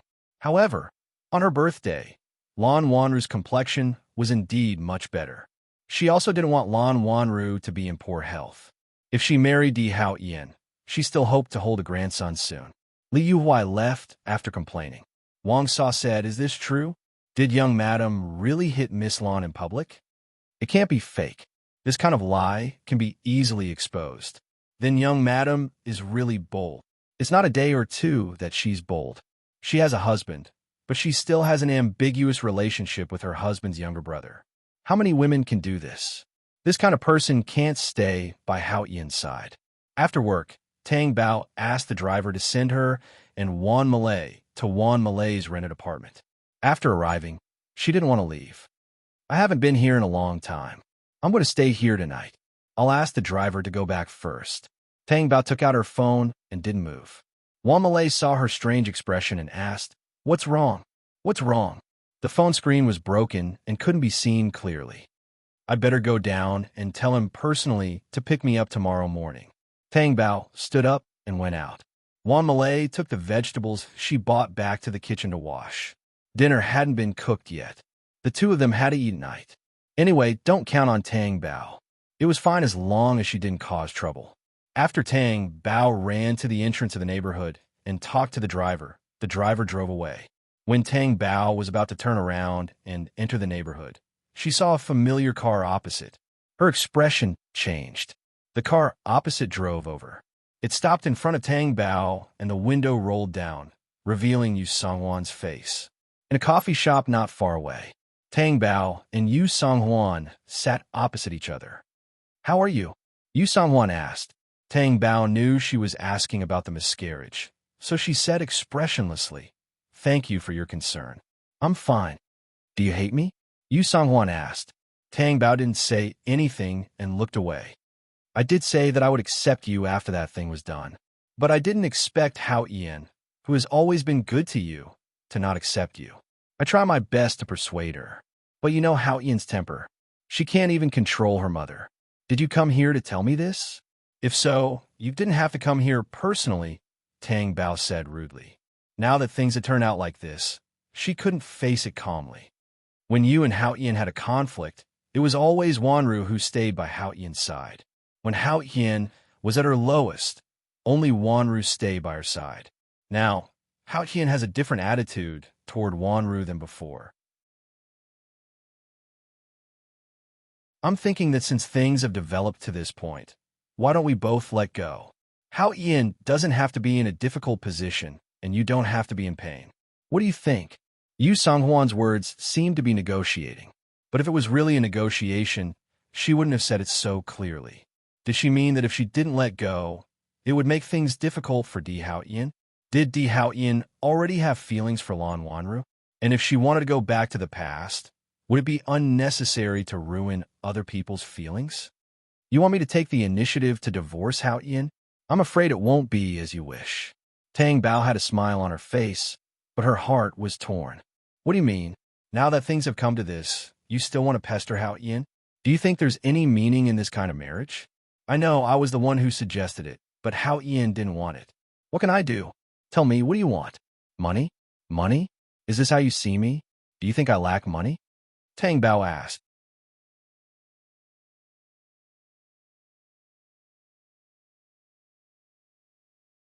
Chapter 366. Even Yu Songhuan was so rich, not to mention Di Hao Yian. It was impossible to estimate, but also showed how much Yu Songhuan disliked her. He spent so much money.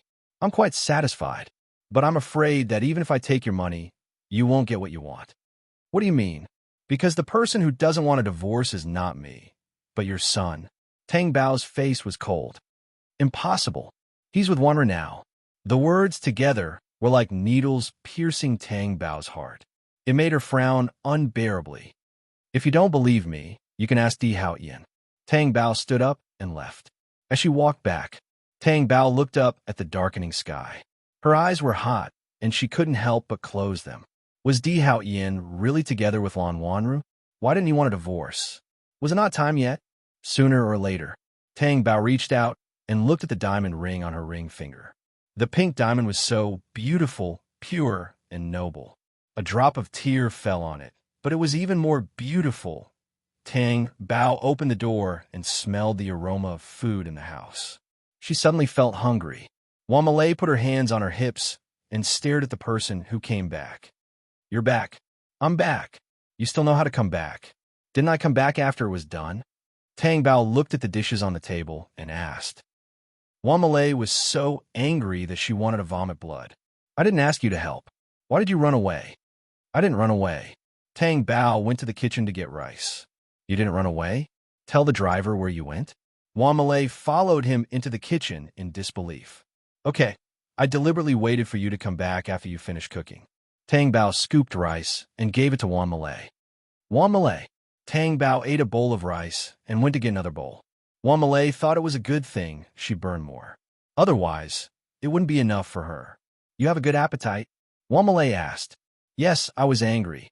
Isn't it because you're full of anger that you can't eat anymore? Wan Malay thought for a moment and said, That's not right. I didn't make you angry, did I? I went out just now and happened to run into Yu Song-wan. Tang Bao sighed and told him the truth. Anyway, Wan Malay knew everything. If he didn't tell her, who else could he tell? Here? Just right? I just happened to run into him. Yu Song-wan didn't. She came here specifically to look for me. Tang Bao's expression had returned to normal. Why is she looking for you? He said he would give me money to divorce Di Haotian. Do you want it? Wan Malay looked at her cautiously and asked tentatively. How did you know? I think it's your style. I really want it, but it's useless even if I want it. I can't make the decision for a divorce. Wan Malay thought for a moment and asked, How much did he want to give you? She said she could buy a few of my company. Damn, this old witch is rich. Tang Bao looked at her. What are you looking at? She's an old witch. She's so evil. You're not going to speak up for her after she treated you like this, are you? I respect the old and love the young. Respect my ass. Tang Bao. At night, Tang Bao stayed after dinner. He and Wan Malay squeezed into the same bed. Wan Malay went back to the room after taking a shower and saw Tang Bao asleep. He's really heartless. However, after Wan Malay said that, she felt bad when she saw Tang Bao like this. He looked like a homeless and pitiful person. In the morning, in the company's office, Tang Bao was sitting at his desk in front of the computer in a daze. Wan Malay was working hard next to the glass door. There was a knock on the door. There were very few people knocking on Tang Bao's office. Tang Bao was stunned for a moment. Then, Zhou Jisen came in. In fact, every time Tang Bao saw Zhou Jisen, he felt a little nervous. He was afraid that Zhou Jisen would say, President Tang, I want to resign. If that was really the case, it would be Di Haotian's order. He wanted to remove the elites he had arranged in the company. What's the matter? Tang Bao suppressed his nervousness and asked. President Tang, it's about the company's New Year's reception, Zhou Jisen said. Tang Bao breathed a sigh of relief and relaxed his body at the same time. I'll leave this matter to you. The New Year's reception was always held in advance so that it wouldn't delay other people's New Year. This year's reception is different from previous years. How is it different? It's up to you. You can do whatever you want. Okay. Zhou Jisen didn't say anything. Then he left. Wan Malay walked over and asked, Aren't you going to ask what's different? Isn't it just a reception? What's different about it? When my dad was around, I attended it every year. But this year, I don't want to attend it at all, Tang Bao said listlessly. You're the boss. It doesn't make sense if you don't attend. I'm just thinking about it. Tang Bao was a little lost in thought. When he came back to his senses, he pulled Wan Malay, who was about to go back to work, and asked, Do you think I should pull myself together and work hard? What do you mean? I don't understand. What if Di Haotian and I really get to that stage? Then Di Haotian will withdraw all his elites. What'll I do then? So, should I start learning now so that I won't be completely clueless when the time comes? Tang Bao asked worriedly. Will you? Wan Malay asked uncertainly. Why not? Those who know Di Haotian know what kind of ruthless person he is. He withdrew just like that. Tang Bao and Di Haotian had been together for so long that she was afraid. Not to mention the two of them saying goodbye. Wan Malay thought for a moment and said, How about this? Think of a way to poach Zhou Jisen. This, will it work? Tang Bao was doubtful. Why not? I'm not as rich as Di Haotian. Tang Bao said, You're not as rich as young Master Di, but as long as you have the heart, it's more reliable than money. Take me for example. If someone offered me an annual salary of 10 million to leave you, I wouldn't be willing, Wan Malay said. Tang Bao thought, This seems to work. This is much more effective than you learning now, Wan Malay said. Tang Bao frowned and looked at her. What do you mean? Are you saying that I'm stupid? Am I such a person? Tell me, if you start learning now, will it be too late? Want to be easier to poach Zhou Jisen? You can also start learning while poaching Zhou Jisen. In the end, Tang Bao felt that Wan Malay's idea was not bad. Zhou Jisen returned to the office after lunch. He had the habit of taking lunch breaks. The office came with a lounge. At this time, no one would disturb him. When he entered the lounge, he took off his suit and changed into his pajamas. As soon as he lay down, he heard movement outside. Vice President Zhou, are you there? Zhou Jisen was stunned. He put on his glasses. He got out of bed. He looked at his pajamas.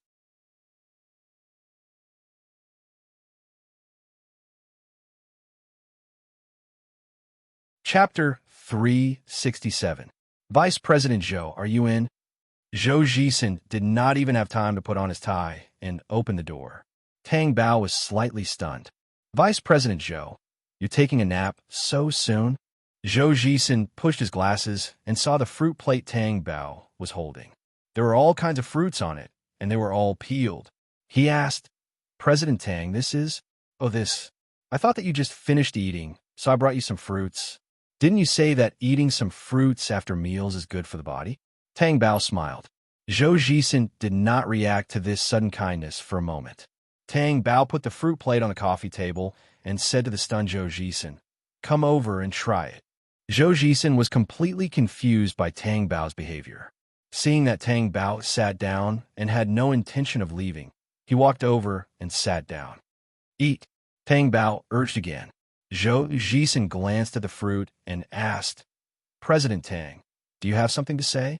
Tang Bao shook his head innocently. No, it's not working hours now. What did I talk to you about? We're friends. Can I come and talk to you? Okay. Zhou Jisen was a little confused. Friends? When did he become friends with Tang Bao? He felt that it was very strange. He could not figure out what Tang Bao wanted to do. Zhou Jisen took a bite of the fruit with a toothpick. Is it good? Tang Bao asked. Zhou Jisen nodded. It's good. Tang Bao beamed. That's good. Zhou Jisen sat there and was watched by Tang Bao as he ate the fruit. Zhou Jisen had never experienced such a strange atmosphere in his life. After eating a few pieces, Zhou Jisen said, it's not good to eat too much fruit after meals. That's true. You can eat it in the afternoon while you work. Zhou Jisen wanted to say that he did not eat when he worked, but he could only say perfunctorily, okay. Tang Bao stopped talking and stared at Zhou Jisen. Zhou Jisen felt uncomfortable being stared at. He had never felt like he was being stared at like this. President Tang, is there anything else? Ah, yes. I'll treat you to a meal after work, Tang Bao said. You're treating me? Zhou Jisen had never had a meal with Tang Bao since he came to the company. There had to be a reason for suddenly inviting him out for a meal, right? Yes, please. No one else? What other people? Just the two of us. Tang Bao thought to himself. There are so many people sent by Di Haotian. As long as I can capture you, everything will be fine. Who asked you to be so capable? Is there a problem? I just don't know why President Tang changed so strangely today. Zhou Jisen wanted to say that he was passionate. Don't use this word carelessly. What's wrong with treating you to a meal?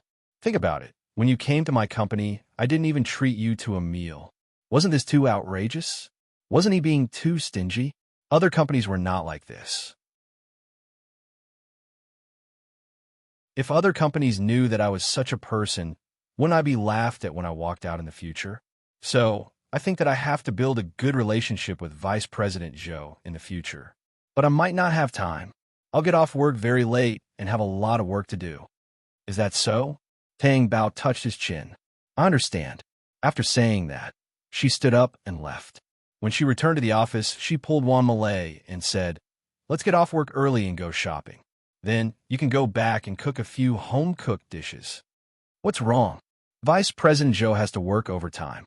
He definitely won't have time to eat, so it's time to need you. Wan Malay regretted giving President Tang this idea. This week, Zhou Jisen basically worked very late every day like a bachelor. Sometimes, he even slept in the company. If she did not take Zhou Jisen down that day, wouldn't she have to cook for Zhou Jisen every day? But it was too late to regret. If she did not do it, Tang Bao would not let her off. At night, the lights in Zhou Jisen's office were on. It was already past 6 o'clock, but he had no intention of leaving. The door of the office was pushed open. Zhou Jisen looked up and saw Tang Bao sticking his head in. Vice President Zhou. Zhou Jisen. Tang Bao pushed the door open and walked in. He asked, Vice President Zhou, you haven't eaten yet, right? Not yet. President Tang, you haven't gone back yet? Zhou Jisen was afraid that Tang Bao would treat him to a meal, so he immediately said, I haven't finished my work yet. It'll be very late. I know you're busy with work and don't have time to eat, so I brought you dinner. Tang Bao took out a thermos from behind him. Look, this is the dinner I brought for you. He turned around and placed it on the coffee table. Zhou Jisen walked over and watched as Tang Bao took out the food from the thermos. It was still hot. Eat. I've already eaten. Tang Bao looked at Zhou Jisen with a smile. Zhou Jisen's stomach was indeed empty now. Moreover, the home-cooked dishes looked very good and were very appetizing. It was almost like providing charcoal in snowy weather. However, Zhou Jisen also knew very well that he could not eat the food sent by Tang Bao. Not only could he not eat it, but Tang Bao's behavior also made him want to avoid it. Because of the person above. President Tang, I'm not hungry. How can you not be hungry? It's already past 6 o'clock. After Tang Bao finished speaking, he lowered his voice and said, Are you afraid that others will know? Don't worry. As long as you don't say it, no one will know. Zhou Jisen thought to himself, a lot of people will know if you come in with a thermos, even if it's after work now. What do you mean? If I don't eat, I'll be very sad.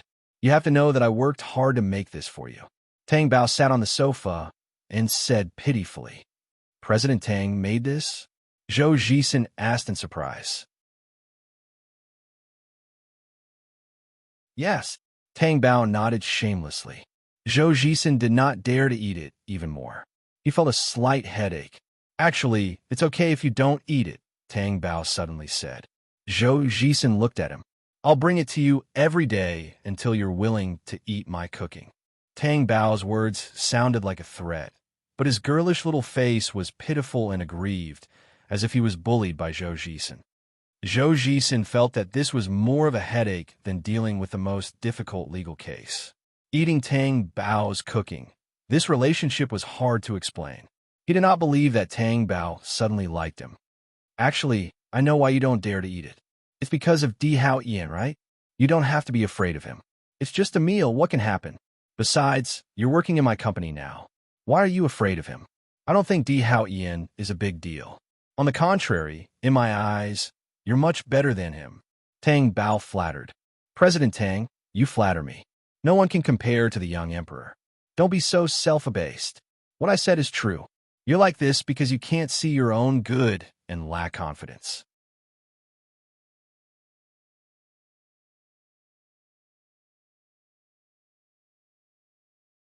Chapter 368. Tang Bao looked at Zhou Jisen's indifference. She bit her lip and said pitifully, Even if you don't eat, I've already sent the food to your office. Others will think that you've eaten. Vice President Zhou, why don't you eat? Zhou Jisen looked at Tang Bao for a while, then sat down and said, President Tang, I can eat, but can you tell me why? Tang Bao thought for a while and asked, Vice President Zhou, how much does Di Hao Ian pay you a year? Zhou Jisen was stunned. Why did he ask this? The young master gave me T's shares, Zhou Jisen said honestly, then looked at Tang Bao strangely. President Tang, you don't know? Tang Bao opened her mouth, but no sound came out. Zhou Jisen nodded in understanding. Well, Tang Bao didn't have the heart to care about this at all. She was really different.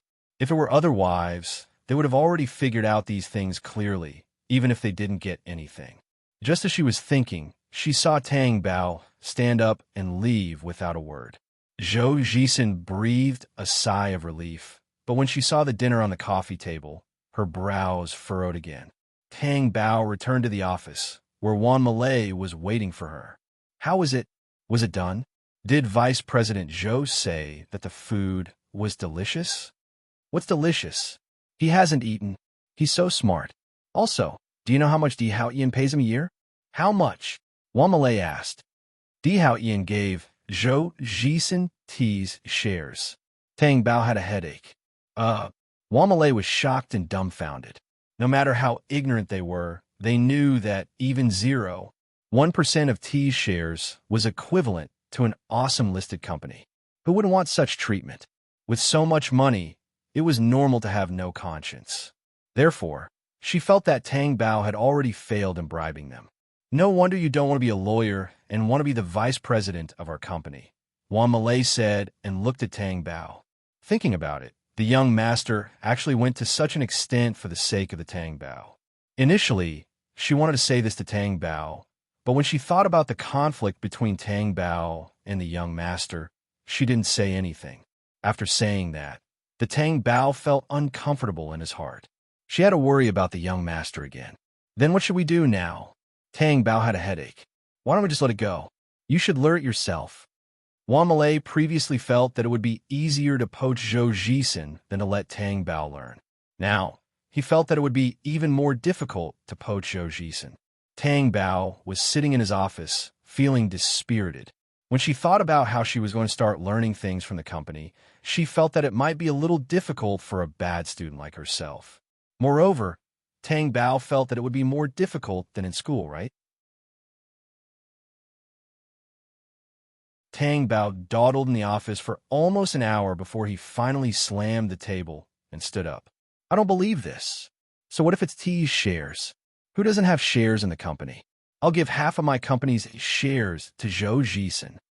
Wan Malay was shocked by Tang Bao's sudden slamming of the table. When she heard Tang Bao's words, her expression changed. Give half. That's not enough for T's shares. You don't understand this.